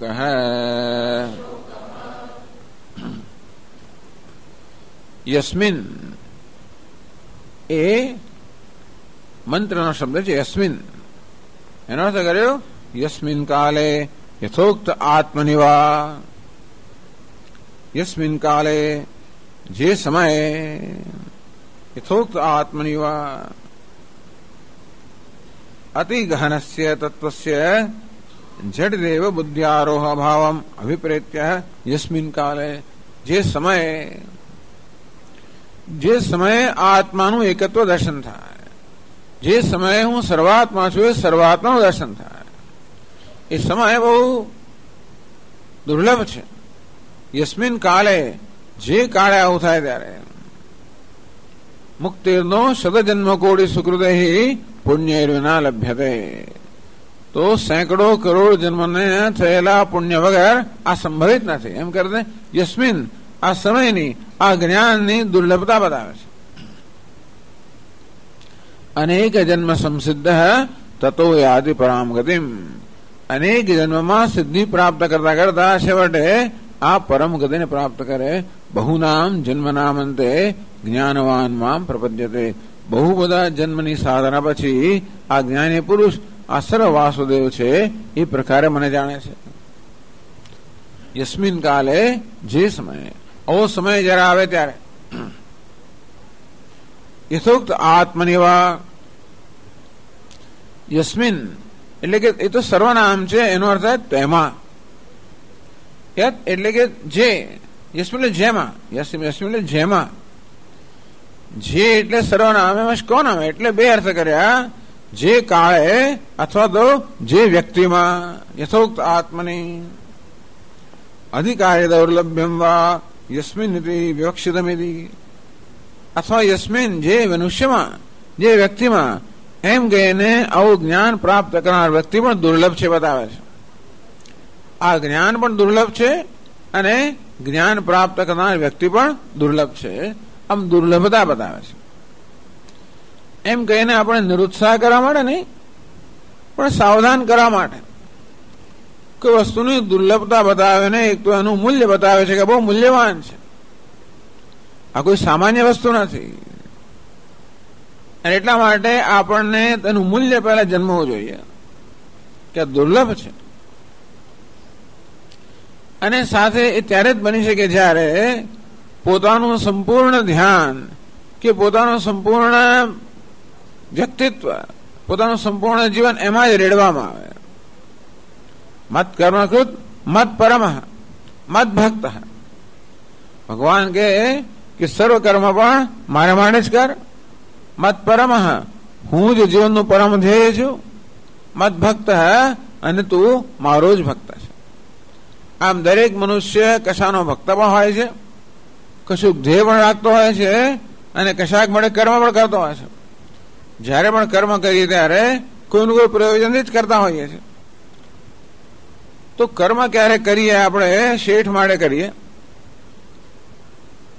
એને ખુશ કરવા માટે કરીએ. પણ પ્રેમ આપણે આપણા પરિવારને કરતા હોઈએ કે એ ખુશ થાય એ દ્વારા પછી આપણો જે પરિવાર છે એને કંઈક વધારે સગવડ મળે, એની સગવડો સચવાય, ગમે તે. આમ પ્રયોજન એક હોય, પ્રેમ બીજે હોય, ધ્યેય વળી ત્રીજું હોય. આમ જીવનમાં એક ધ્યેય હોય, એ ધ્યેય માટે આશ્રય કોનો લીધેલો હોય. ધ્યેય ધનવાન બનવાનું છે, આશ્રય શેઠનો લીધેલો છે, અને પ્રેમ બીજા કોઈને કરું છું. આવી રીતે આ બધું વિખરાઈ ગયેલું હોય છે. એટલે આપણે કોઈ જગ્યાએ કંઈ સિદ્ધ કરી શકતા નથી. મત કર્મકૃત મત પરમ મત ભક્ત. કર્મ મારા માટે કર, ધ્યેય પણ હું જ છું, તું મારો જ ભક્ત બન. આ સાધ્ય પણ હું છું, સાધ્ય હું જ છું, બીજું કોઈ નહીં. નિર્વૈર સર્વભૂતેષુ, બધા પ્રત્યેની વૈર ભાવના છોડી દે. સંગ વર્જિત, આસક્તિ પણ છોડી દે અને વૈર ભાવના પણ છોડી દે. કારણ કે વૈર ભાવના ત્યારે જન્મે જયારે ક્યાંક આસક્તિ હોય ત્યારે. કશીક આસક્તિ હોય, કશુંક પકડી રાખવા માંગતો હો, ત્યારે પછી ક્યાંક દ્વેષ કે વૈર ભાવના જન્મે. અને કશું ના પકડી રાખવા, તમારો અહંકારને પકડી રાખવા, કશાકને પકડી રાખવા માંગતો હો. માણસ કશુંક તો પકડેલું હોય જ જયારે જુઓ ત્યારે. બધા વ્યવહારમાં દરેક કશુંક તો પકડેલું જ હોય. અને જો જુદી વસ્તુ પકડી લો, સંઘર્ષ જન્મવાનો જ છે. બંને એકને જ પકડાતો વાંધો નહીં. એટલે બધા બંને ભગવાને જ પકડ્યા, બંને ગુરુને એવું કંઈક પકડ્યું હોય, શાસ્ત્ર કશાકને પકડે તો વાંધો નહીં. બંને જુદી વસ્તુ પકડે તો પછી સંઘર્ષ જન્મવાનો. આ રીતે સંઘ વર્જ્ય છોડ બધાને, કશાને પકડીશ નહીં. પકડો તો ભગવાન મને પકડ. એ બીજે બધે સંગ છોડાવે એટલા પણ છે જેથી મારામાં સંગ રાખ, તો કોઈનો વિરોધ નહીં થાય. એક વસ્તુ હંમેશા બીજાને વિરોધી હોય. એક ભગવાન એવો છે એને કશાનો વિરોધ નહીં, કારણ કે બધાનો આત્મા છે, બધાને શુભેચ્છા કે છે, બધાનો સ્વીકાર કરનાર છે, બધાને સમાવી લેનાર છે. એટલા માટે એને પકડે હોય તો કોઈનો વિરોધ ના થાય. એવી વસ્તુ જીવનો પકડવી જે કશાને વિરોધી ના હોય, જે વિશાળ હોય, જે સર્વ સમાવેશ કરતી હોય. એટલે જ ભગવાન કહ્યું મને પકડતું. સંગ વર્જિત હે, બધી જગ્યાએ સંગ છોડી દે. નિર્વૈર હે સર્વભૂતેષુ, બધા ભૂતોમાં બધા પ્રાણીમાં વૈરભાવ છોડી દે, દ્વેષ છોડી દે. જયારે જયારે દ્વેષ જન્મે વૈરભાવ જને પૂછું શેને પકડી રાખું છું. તેથી પકડીએ તો પેલો બટાડો હોય પકડી રાખ્યો હોય ગરમ ગરમ, કે બટાડાનું ભજીયું મોં મૂકી દીધું હોય તો કેવું થાય બધું. એવું પકડવાને કે આવું જ થાય છે બધું. જીવનમાં કશું પકડી એટલે આવું થતું દજાય પછી જાત જાત. એટલે મનમાં દ્વેષ જન્મે ત્યારે બીજો કકાટ કરવા કરતા આ પ્રશ્ન પૂછ્યો શેને પકડી રાખો છો, બસ છોડો. જો ભગવાનને પ્રાપ્ત કઈ ઈચ્છા હોય તો આ તો બાકી છોડવાની જરૂર નથી. સંસારમાં છોડ કરશો સ્વામી પછી લોકો આપણું શું કરી જ નાખશે. બરોબર છે, ના નથી. જે કયું ધ્યેય છે એના પર આધાર રાખે છે. ભગવાનને પકડવો હોય તો ભગવાન નથી, કોઈ કશું કરતું નથી. આ ભગવાન જ ધંધો લઈને બેઠેલો છે કરવાનો, ઘડી ઘડીને બરાબર સરખો કરવાનો. આપણે તૈયાર ના હોય તો કશું ફરી કરશે, એ છોડવાનું નથી. અત્યારે તક નહીં આપીએ તો કઈ વાંધો નહીં, એ બીજી તક જોઈને ઘડવાનો જ છે. કારણ કે એને આ ધંધો જ હાથમાં લીધેલો છે. ભગવાને ઇજારો લીધો છે કેવી રીતે ઘડીને સરખો કરવો અને મુક્ત કરવો. આપણે તૈયાર ના હોઈએ તો એ રાહ જોશે, એનું કામ કરીને છોડવાનો છે. એટલે એનું કામ કરવા જ દઈએ, ભવિષ્યમાં એને બદલે અત્યારે કરવા દઈએ. એના માટે ઘડવાનો ને છોડવાનો. શિલ્પી જયારે પેલા પથ્થરને ઘડતો હોય ત્યારે બધો નકામો ભાગ કાઢી નાખતો હોય, બીજું એમાં છોડવાનું જ છે. અંદરની સુંદરતાને જે આવૃત કરી રહે છે બહારના આવરણને દૂર કરવું, બસ એ જે શિલ્પીનું કામ જ છે. ભલે પથ્થરને ગમે કે ના ગમે એ કરીને જ છોડે. તેમ ભગવાન મોડો શિલ્પી છે, ગમે કે ના ગમે. સ્વામી દયાનંદ મહારાજ કે ભગવાન મોડો થેરાપિસ્ટ છે. આજકાલ લોકો બધા માનસ ચિકિત્સક પાસે જતા હોય છે પોતાના જે કઈ મુશ્કેલીઓ હોય એ મુશ્કેલીઓનો માર્ગ કાઢવા માટે. કઈ ખોટું નથી, સારું છે. ભગવાન મોટા મોટો ચિકિત્સક છે. જો એને તક આપી હોય તો બધું દૂર કરીને રહેવાનો છે. સંગ વર્જિત હે નિર્વૈર હે સર્વભૂતેષુ. આ બધું હોય જ્યારે ત્યારે અધિકારી દૌર્લભ્ય. આ પ્રકારનું અધિકારી તો હોય ત્યારે આ જ્ઞાન થાય. ભગવાનનું જ્ઞાન ત્યારે થાય જ્યારે ભગવાન એકમાત્ર આ જીવનનું ધ્યેય બની રહે. સાધ્ય સાધન બધું એકમાત્ર જ બની રહે. અથવા વેદાંતની ભાષામાં કહીએ તો સાધન ચતુષ્ટય સંપન્ન અધિકારી. વૈરાગ્ય છે, મુમુક્ષુત્વ છે, અવધિકારી. યસ્મિન કાલે યથોક્ત આત્મનિવા તાની એવા ભૂતાની. આગળના મંત્રમાં જે કહેવામાં આવ્યું યસ્સુ સર્વાણી ભૂતાની આત્મનિવ અનુપશ્યતિ. અવ્યક્તથી માયાથી જગતના કારણથી માંડીને નાનામાં નાનું જે પદાર્થ હોય અણુ સુધીના જેટલા પદાર્થો છે એ બધાનો ભૂતમાં સમાવેશ થઈ ગયો. ભવંતી ઇતિ ભૂતાની. જે કોઈ અસ્તિત્વમાં આવે છે અથવા જે કંઈ અસ્તિત્વની સંભાવના ધરાવે છે એ પણ ગણી લીધું. કાર્ય જોડે કારણને પણ ગણી લીધું. આમ સંપૂર્ણ કાર્ય કારણાત્મક જગત એટલે તાની એવા ભૂતાની. તાની એટલે કે આગળના મંત્રમાં જેને કહેવામાં આવ્યા અવ્યક્તથી માંડીને આ જે નાનામાં નાની વસ્તુ છે બધા જ ભૂત. કોઈ પ્રકારના અપવાદ વગર. કહેવાનો ભાવ થાય છે કે કોઈ પ્રકારના અપવાદ વગર મોટું નાનું બધા. તો વિચાર કરો કે વ્યક્તિ જયારે પોતાને આત્મા જુએ, બધાનો આત્મા જુએ, મોટાનો નાનાનો બધાનો. એટલે સયશ્ચાયમ પુરુષે યશ્ચાસાવાદિત્ય સહેક. જે આ પુરુષમાં વ્યક્તિમાં છે જે ચૈતન્ય અને આદિત્યમાં છે, ઈશ્વરમાં છે, સમષ્ટિમાં છે તે એક છે. એટલે બધી ગ્રંથિઓથી મુક્ત થઈ ગયો. ગ્રંથિ તો હોય ઉપાધિમાં અહમભાવ જન્મતી હોય એટલા માટે આપણને બીજાની તુલનામાં ઉતરતાપણું લાગે, કોઈની તુલનામાં ચડિયાતાપણું લાગે, બીજાની તુલનામાં ઉતરતાપણું લાગે. પણ બધામાં આત્માના દર્શન અર્થ એ થયો કે કોઈ ચડિયાતા પણ નથી, ઉતરતા પણ નથી. આમ જેને મારાથી ઉતરતો માનું છું, હીન માનું છું, એમાં પણ એ જ આત્મા છે. સયશ્ચાયમ પુરુષે યશ્ચા સાવાદિત્ય સહી કહે. આ પુરુષમાં, વ્યક્તિમાં જે ચૈતન્ય છે, જે પરમાત્મા છે, જે સત્ય છે, એ ગમે તે વ્યક્તિ હોય, મચ્છરથી માંડીને બધી જ વ્યક્તિઓ. યશ્ચા આદિત્ય, આદિત્યમાં, હિરણ્ય ગર્ભમાં, સમષ્ટિમાં, ઈશ્વરમાં પણ જે ચૈતન્ય છે તે કહે છે. આવું દેવદત્ત કહે છે. દેવદત્ત એટલે ત્રાહિત માણસ. પેલું યુ સેડ ઇટ નો માણસ છે ને, ત્રાહિત માણસ. એ કહેવાની આવી જાતની ક્ષમતા ધરાવે છે કે એ આવી આવું કહેવાની હિંમત ધરાવે છે કે આ સમષ્ટિમાં જે છે એ જ મારામાં છે, મારામાં છે એ જ સમષ્ટિમાં છે. એવું ત્યારે જ બને જયારે આપણે ઉપાધિના અહમભાવ સંપૂર્ણ મુક્ત થઈ ગયા હોય ત્યારે. કોઈ પ્રકારનો અભિમાન જયારે ના હોય, ઉપાધિમાં અહમભાવ ન હોય, ત્યારે આપણે આ બધા ગ્રંથિ મુક્ત થઈએ. તાની ભૂતાની, એ જ બધા ભૂત અવ્યક્ત માળીને આ સમગ્ર નામ રૂપાત્મક કારણ કાર્યાત્મક જગત આત્મૈવ અભૂત પરમાર્થ આત્મદર્શનાદ, આ બધા જે ભૂત છે, આ સમગ્ર નામ રૂપાત્મક જગત છે, એ બધું આત્મા બની ગયું. વિજાનત, જે જ્ઞાનીની દ્રષ્ટિમાં આ સર્વભૂતો અર્થાત આ સમગ્ર આત્મૈવ અભૂત, આત્મા જ બની ગયું, આત્મભાવને પ્રાપ્ત કર્યું. અર્થાત જેની દ્રષ્ટિમાં અનાત્મા નામની કોઈ વસ્તુ રહી જ નહીં. તો અત્યારે અનાત્મા છે ખરું.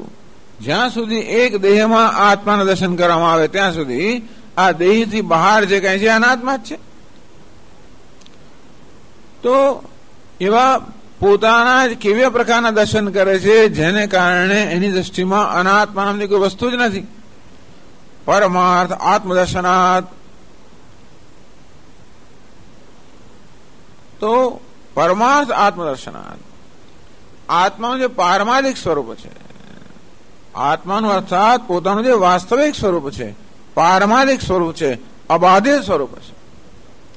આપણે વારંવાર કહેતા હોઈએ છીએ કે જગતમાં બે તત્વ છે, વિષય અને વિષય, દ્રષ્ટા દૃશ્ય અને દ્રષ્ટા, ઓબ્જેક્ટ અને સબ્જેક્ટ. આ દૃશ્ય જે છે એ સતત પરિવર્તનશીલ છે, આ દ્રષ્ટા છે એ પરિવર્તન રહિત છે. એ તો ખરું જ ને. બધા અનુભવના વિષયો બદલાયા જ કરતા હોય, અનુભવ કરનાર હું બદલાયા વગરનો છું. તેથી આ દૃશ્ય સતત બદલાતું હોય છે, દ્રષ્ટા બદલાયા વગરના હોય. દૃશ્યનો બાદ થયા કરે, અનુભવનો વિષય એક જાય, બીજો આવે, બીજું જાય, ત્રીજો આવે, એમ અનુભવના વિષયો બદલાય, એમાં બાદ થયા કરે. અનુભવ કરનાર છે એનો બાદ નથી. પરંતુ અનુભવ કરનારની અંદર પણ પાછા બે અંશ છે, એક બદલાતો અંશ, એક બદલાયા વગરનો અંશ. કે અનુભવ કરનાર પણ ક્યારેક દ્રષ્ટા હોય, જોતો હોય ત્યારે, શ્રોતા હોય, સાંભળતો ત્યારે, વક્તા હોય, બોલતો હોય ત્યારે, મનતા હોય, વિચારતો હોય ત્યારે, વિજ્ઞાતા હોય, જાણતો હોય ત્યારે.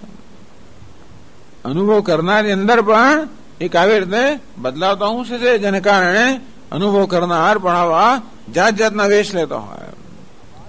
એ બધાની અંદર પણ અબાધિત નહીં બદલાતું તત્વ કયું.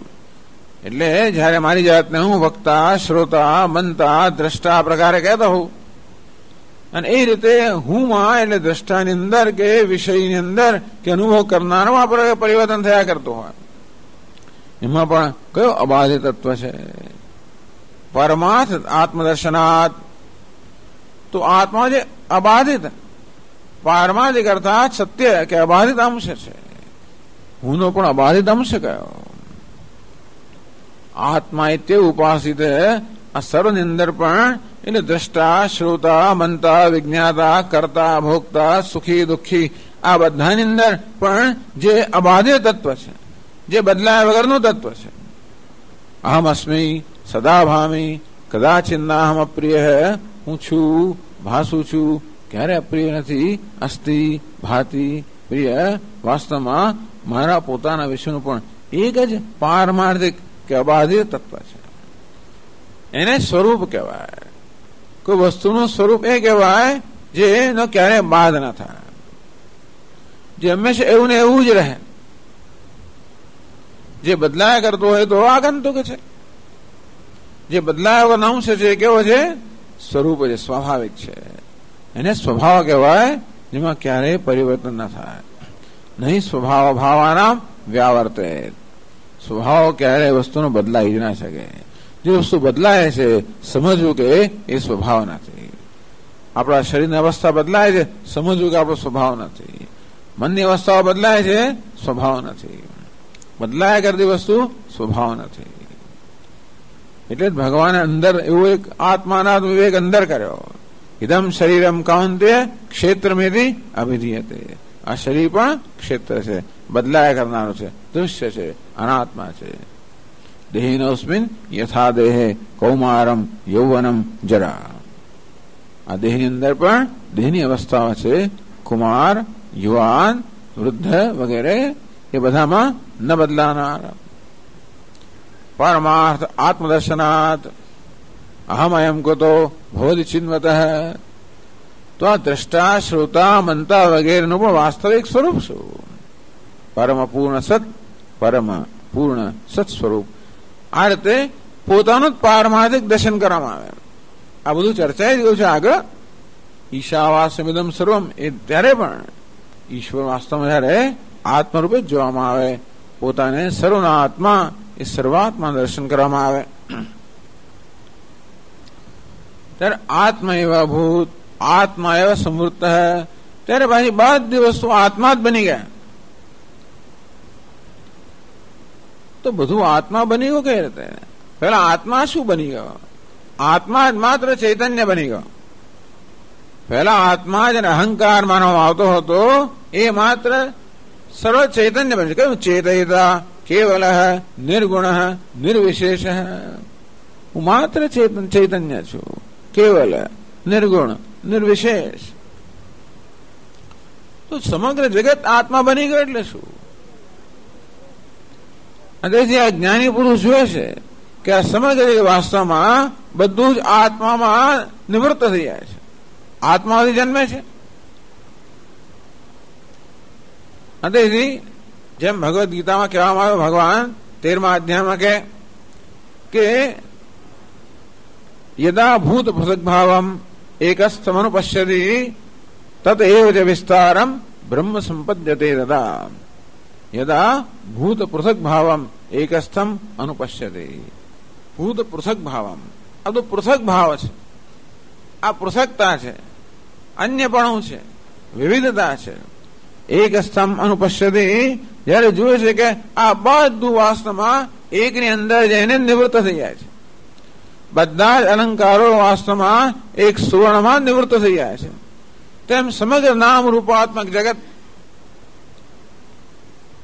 જગતનો અનુભવ છે ઇન્દ્રિયો છે ત્યાં સુધી. ઇન્દ્રિયો પછી જગત બધું ઇન્દ્રિયોમાં નિવૃત્ત થાય, વિષયો એ વળી મનમાં નિવૃત્ત થાય, વળી બુદ્ધિમાં નિવૃત્ત થાય, અને બુદ્ધિ છેવટે બુદ્ધિના દ્રષ્ટામાં નિવૃત્ત થાય. એમ જોયે છે કે સમગ્ર જગત ચૈતન્યમાં નિવૃત્ત થઈ ગયું. તત એવ ચ વિસ્તારમ, તેમાંથી પણ વિસ્તાર થાય છે.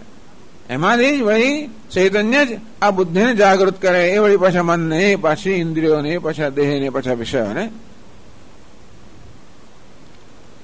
આ પ્રકારે જયારે જોવામાં આવે કે આ સર્વભૂત કે જગત કહેવામાં આવે છે એ આત્માજન્ય કઈ નથી, અને આત્મામાંથી જ, આત્મામાં નિવૃત્ત થાય છે, એમાંથી જ વળી પાછું જન્મે છે.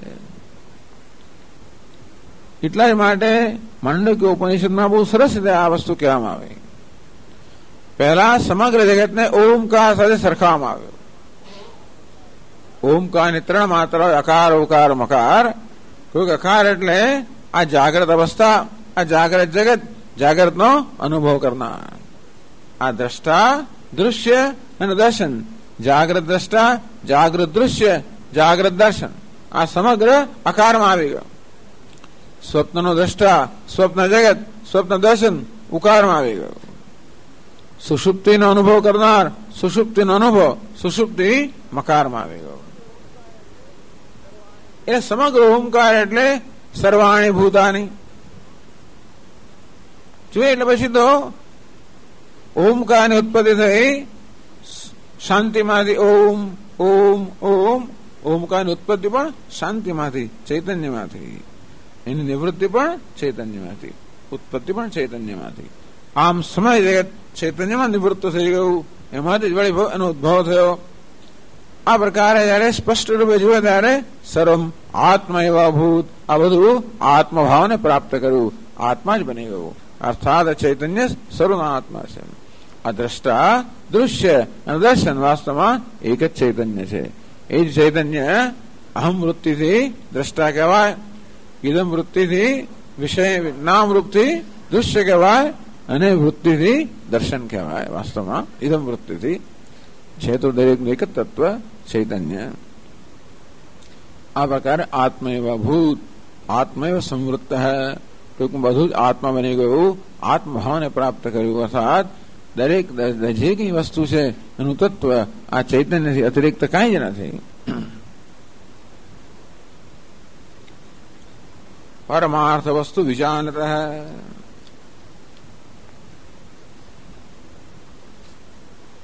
તો આ પ્રકારે જે પરમાર્થ તત્વ છે એનું જ્ઞાન જેને છે એના માટે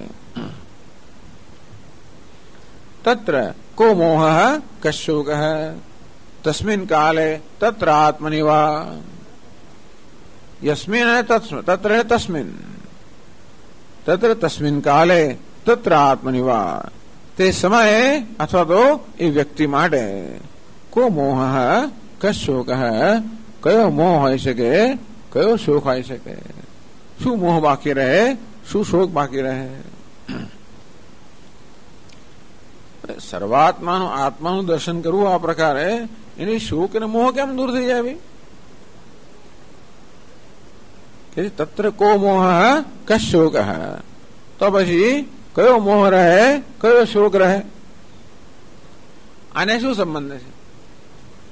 જ્યારે એની દ્રષ્ટિમાં બધું આત્મા જ બની ગયો,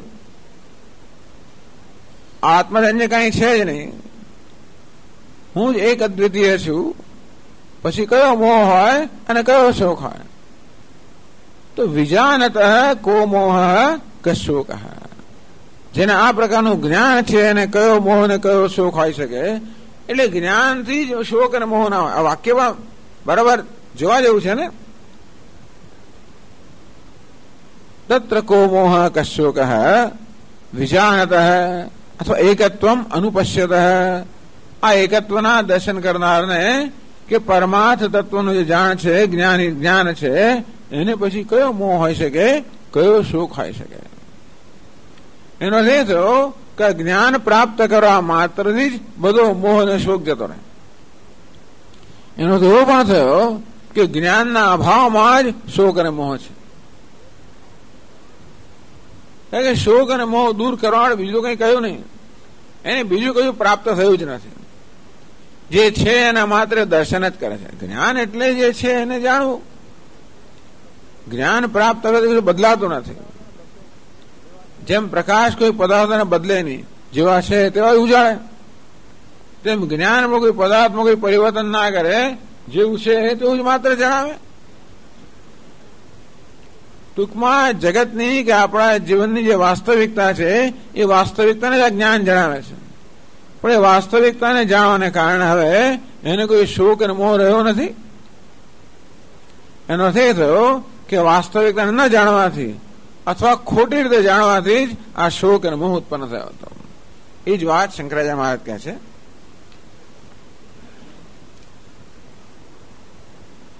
શોકશ્ચ મોહશ્ચ કામ કર્મ બીજમ અજાનતો ભવતિ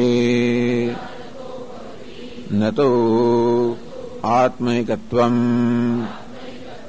विशुद्धं गगनोपमं पश्यतः।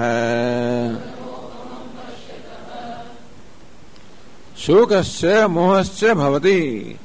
आ शोक અને મોહ કોને જન્મે? કામ કર્મ બીજમ અજાનતઃ। આ કામ અને કર્મનું બીજ, કામ અને કર્મનું કારણ, આ કામ અને કર્મ શેમાંથી ઉદ્ભવે છે એ ન જાણવાને કારણે શોક અને મોહ જન્મે છે. એટલે કહે છે આનંદગીરી, કેવી રીતે ભૈયા કામ અને કર્મના બીજને ન જાણવાને કારણે શોક અને મોહ જન્મે, કઈ રીતે એની પ્રક્રિયા બતાવે છે.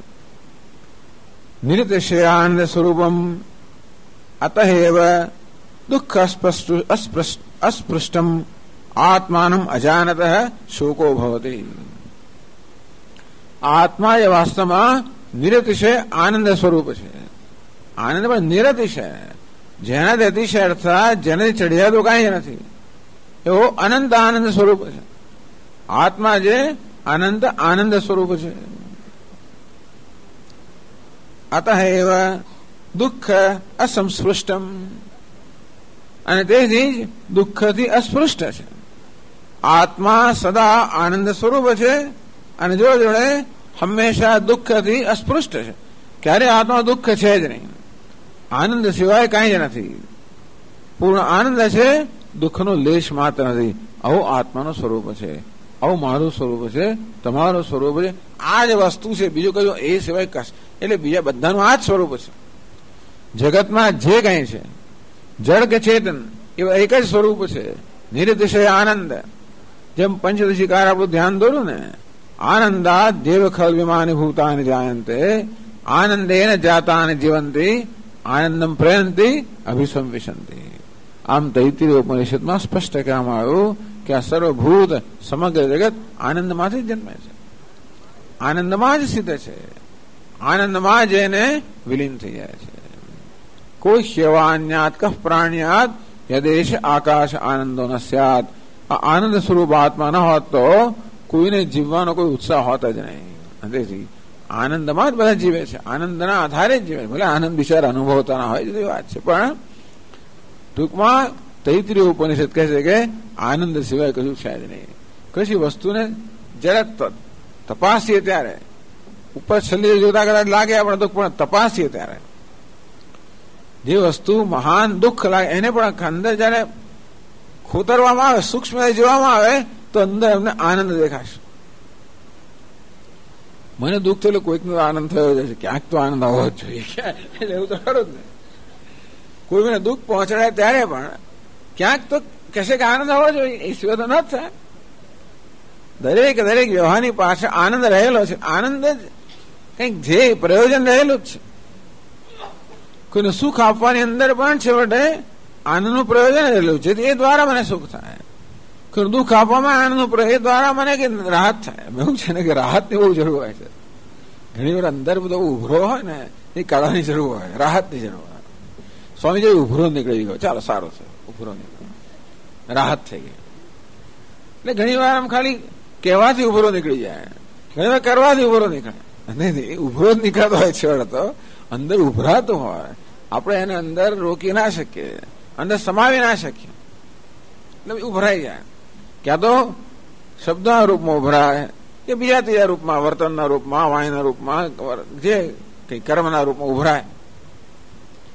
એમ અંદર તો પછી રાહત થાય ને, એ દ્વારા પણ ક્યાંક તો આનંદ રહેલો જ છે. દરેક દરેક વ્યવહારની પાછળ પ્રત્યક્ષ કે પરોક્ષ રૂપે આનંદનું કોઈક પ્રયોજન રહેલું છે. હવે તપાસ તો ખબર પડે. આમ દરેક હંમેશા આનંદ શોધવો હોય તો આ પ્રમાણે કેમ મેં કેમ વર્તન કર્યું, આપણા જ વર્તનને પૂછ્યું, બીજાના વર્તનને છોડી દો. મેં કેમ આમ વર્તન કર્યું તો જણાશે કે એની પાછળ કોઈક જગ્યાએ કંઈક આનંદનું પ્રયોજન હોવું જોઈએ. આ દ્વારા કંઈક રીતે મને સુખ મળતું હોવું જોઈએ, કોઈક રીતે. ક્યાંક તો કોઈને સુખી કરીને, કોઈની ઉપેક્ષા કરીને, કે કોઈને દુઃખી કરે. ત્રણ વસ્તુ હોય, કોઈને સુખી કરીએ, ઉપેક્ષા કરીએ કે દુઃખી કરીએ. એ દ્વારા કોઈક રીતે મને ક્યાંક આનંદ મળતો હોવો જોઈએ. એ સિવાય કોઈ વ્યવહાર થાય જ નહીં. આમ તો કહે છે કે પ્રયોજન વગર કોઈ વ્યવહાર થતો નથી, પણ એક જ પ્રયોજન જીવનમાં છે અને તે છે આનંદ. એ સિવાય કોઈ પ્રયોજન જ નથી. તેથી એટલે જ ઉપનિષદ કહે છે આનંદમાંથી જ આ સમગ્ર જગત જન્મેલું છે, આનંદમાં જ સ્થિત છે.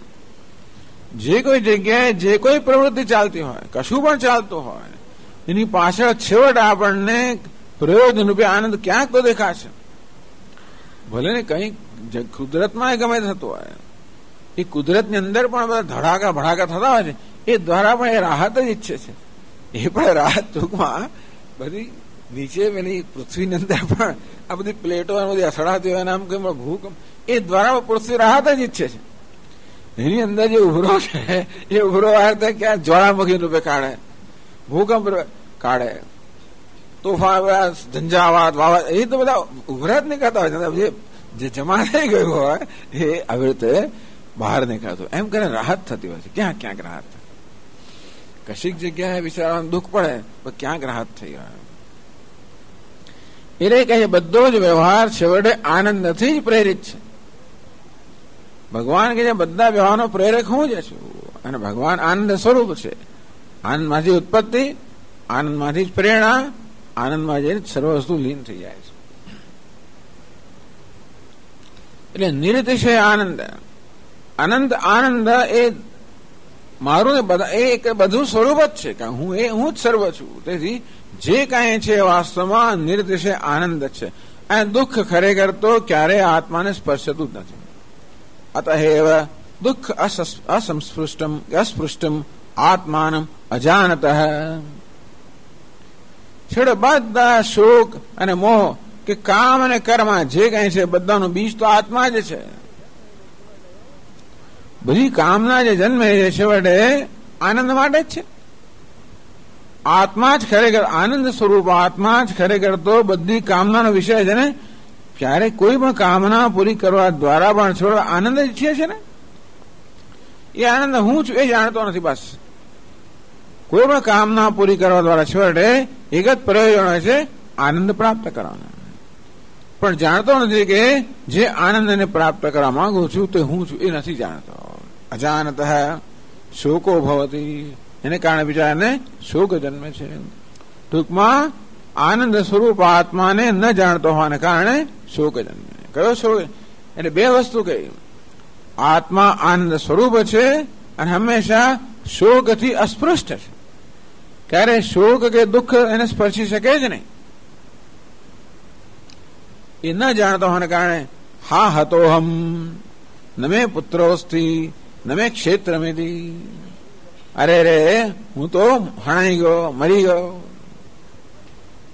મરી ગયો એટલે શરીર છે ને મરી ગયો, જતો એ બધું ખલાસ થઈ ગયો. નમે પુત્ર હસ્તી, મને પુત્ર નથી કે પુત્રી નથી. કારણ કે અમે પુત્રની વાત કરે. નમે પુત્ર હસ્તી નમે ક્ષેત્રમેદી, મારું ખેતર નથી, ઘર નથી, સંપત્તિ નથી, કઈ નથી, મારું કોઈ નથી, મારી પાસે કઈ નથી. એને વિચારીને શોક થાય. આમાં શું કામ શોક જન્મે? કે હું તો નિરાધાર છું. અને ભાવ એ થયો કે નિરાધાર બની ગયો. કોઈ આધાર નથી, આશ્રય નથી, કોઈ રક્ષણ કરનાર નથી, કોઈ ધ્યાન રાખનાર, દરકાર કરનાર. મારું થશે શું? 50 વર્ષ પછી શું થયું? અત્યારથી ચિંતા કે શું થશે. જયારે ઘરડા થયું ત્યારે શું થશે ત્યારે જોઈ લઈશું. અત્યારે કેટલી ચિંતા એને, શું થશે, કોણ ધ્યાન રાખશે, ત્યારે શું થશે, વગેરે વગેરે. શું ખબર ઘરડા થઈશું કે એની જ કોને ખબર? શું કામ ચિંતા કરો? અને થઈશું ત્યારે પેલું ધ્યાન રાખનારું હશે કે નહીં એ પણ કોને ખબર છે? જે આપણું ધ્યાન રાખનાર જે માનીએ છીએ એ આપણું ધ્યાન રાખવાનું હશે કે નહીં કોને ખબર? અને કોને કોનું ધ્યાન રાખવું પડશે? એ આપણું ધ્યાન રાખશે કે આપણે એનું ધ્યાન રાખવું પડશે? શું ખબર પડે? કશી ખબર વગર માણસ કેટલું દુઃખ કરે છે ને વિચારો. હા તો નમે પુત્ર હસ્તી નમે ક્ષેત્રમેદી, મને પુત્ર નથી, મારી સંપત્તિ નથી, મને આ નથી. માણસ બિચારો લાચારીનો અનુભવ કરે છે. અસહાયતા, લાચારી, નિરાધારતા. જયારે જયારે આવી રીતે અસહાયતા, લાચારી, નિરાધારતા, શોક જન્મે. શોકનો એક જ કારણ છે, પુત્ર નથી એ શોકનું કારણ નથી. ક્ષેત્ર નથી એ શોકનું કારણ નથી, પણ ક્ષેત્રને કારણે હું લાચાર છું, નિરાધાર છું, અસહાય છું. પુત્ર ન હોવાને કારણે અસહાયતા એ શોક ઉત્પન્ન કરે છે. કશી વસ્તુ છે કે નથી એ શોક નથી જન્માવતું, પરંતુ એ છે કે નથી જયારે મારામાં લાચારની અસહાયતાની લાગણી ઉત્પન્ન કરે ત્યારે શોક જન્મે. અને આવી લાચારી અસહાયતા સ્વીકારી ના શકાય. તત પુત્રાદીન કામયતે, તો જે કોઈ વસ્તુ મારી લાચારી કે અસહાયતા દૂર કરે એની કામના કરો પછી. ખરે એક જ કામના છે, કેવી રીતે લાચારી વિમુક્ત એક જ કામના છે. લાચારીમાંથી, પરવશતામાંથી, અસહાયતામાંથી, નિરાધારપણામાંથી કેમ મુક્ત થવું? ભયમાંથી કેમ મુક્ત થવું? અસલામતીમાંથી કેમ મુક્ત થવું? પરવશતામાંથી કેમ મુક્ત થવું? આમ જયારે ભય, અસલામતી, પરવશતા, કશી વસ્તુનો અનુભવ પોતાના વિશે થાય ત્યારે દુઃખ જન્મે. એટલે પુત્રની કામના નથી, બધી કામનાની પાસે આ જ કામના છે. કેવી રીતે ભયમાંથી મુક્ત થવું, કેવી રીતે લાચારીમાંથી, પરવશતામાંથી મુક્ત થવું. દરેકને સ્વતંત્રતા પ્રિય છે, દરેકને આનંદ પ્રિય છે, મુક્તિ પ્રિય છે, સ્વતંત્રતા પ્રિય છે. તત પુત્રાદીન કામયતે, એક તો આ કામના કેમ જન્મી જાણતો નથી. એ માને છે કે કશી વસ્તુ નથી, મને જોઈએ છે. એ હોય તો પછી મને કોઈ લાચાર નહીં રહે. અને તેથી કોઈક વસ્તુ આત્માને મુક્ત કરી શકે એવો તો ખ્યાલ ખરો જ ને. એટલે કે હું ખરેખર બદ્ધ છું, નિરાધાર છું, લાચાર છું, અને કોઈક વસ્તુ મને લાચારી મુક્ત કરી શકે, આ પ્રકારનો ખ્યાલ. એટલે કહ્યું ને, એટલે કામ કર્મ બીજમ અજાનત અજ્ઞાન.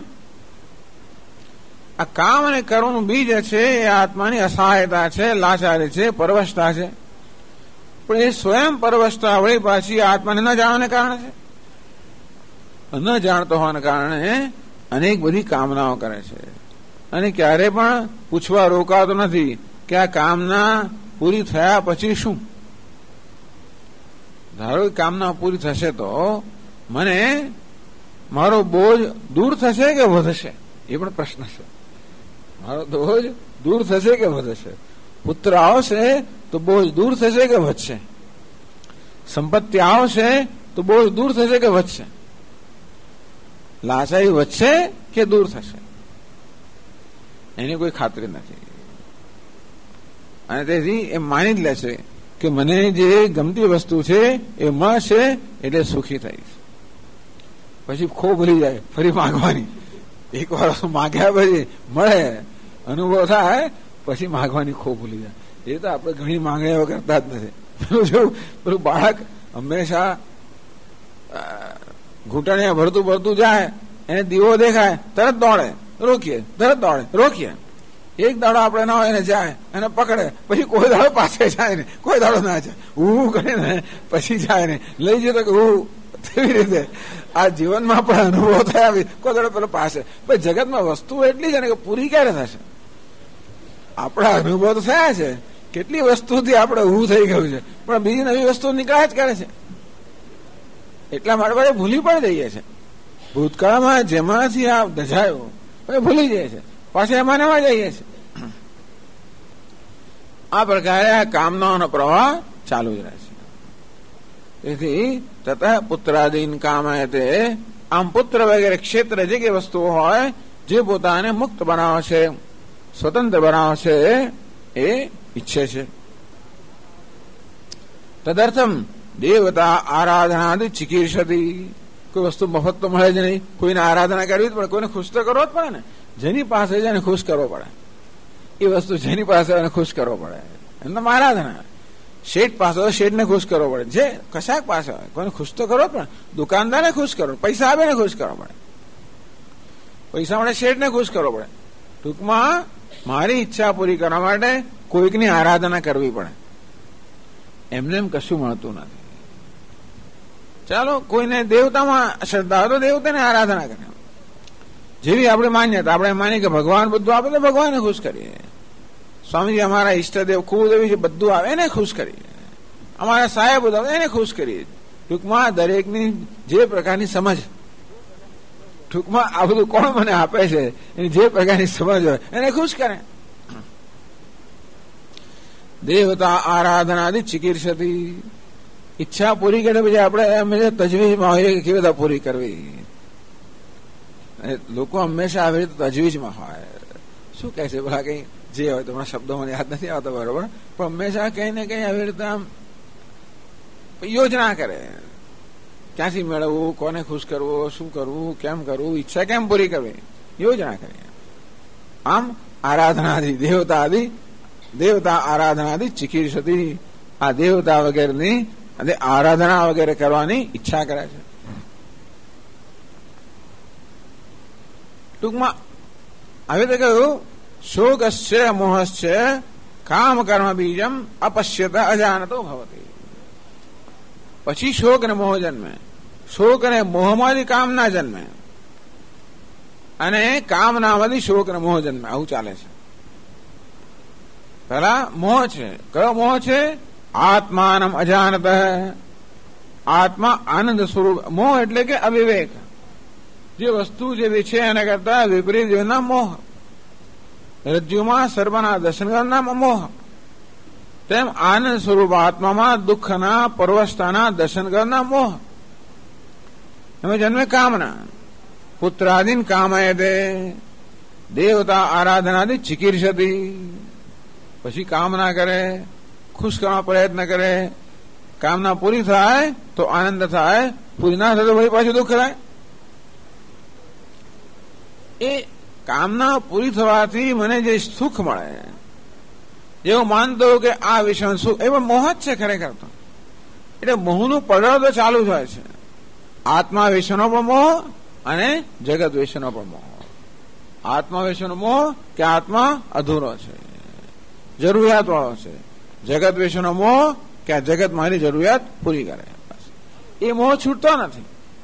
અને તેથી મારો ઈચ્છિત પદાર્થ મને મળે, આનંદ અનુભવ થાય, એટલે આનંદ આ પદાર્થમાંથી આવ્યો એ વિચાર વળી વધારે દ્રઢ થાય, એટલે મોહ દ્રઢ થાય પાછો. અથવા તો ઈચ્છિત વસ્તુ ના મળે અને દુઃખ થાય તો જો આત્મા દુઃખી છે એટલે આત્મા દુઃખી છે એ મોહ વળી વળી દ્રઢ થાય. આમ દરેક અનુભવ કશો મોહને જ દ્રઢ કરતો હોય છે ને. એટલે આપણામાં આ પ્રકારનો જે અવિવેક છે, મોહ છે, ખોટા ખ્યાલ છે, એને જવાની કોઈ સંભાવના જ નથી ને. કારણ કે એ ખ્યાલને કારણે કામનાઓ જન્મે અને એનાથી આપણે કર્મ કરીએ અને તેથી આપણે વિશ્વનો અનુભવ કરીએ ત્યારે પણ આપણો જે ખ્યાલ છે એ જ અનુભવનું મૂલ્ય પાછું. ટૂંકમાં અનુભવમાંથી આપણે બોધ કયો લઈએ, દુઃખ થયું બોધ કયો લઈએ, કે જગતના પદાર્થ સુખ ને એવું બોધ ના લઈએ. આમાં દુઃખ છે, આ દુઃખનું કારણ છે. તો પેલું સુખનું કારણ છે જ પાછું. વળી પાછું એને પકડવાનો પ્રયત્ન કરો. એમાં સુખ મળે જે મને ખબર હતી. એટલે મોહ તો ચાલુ જ છે. જયારે નિરાશા જન્મે ત્યારે શોક જન્મે, ત્યારે સુખ જન્મે ત્યારે માત્ર એ પેલા દુઃખને ક્ષણભર માટે ઢાંકી દેતું હોય છે. બાકી હંમેશા શોક, મોહમાં જન્મેલો શોક અને શોકમાંથી જન્મેલો મોહ.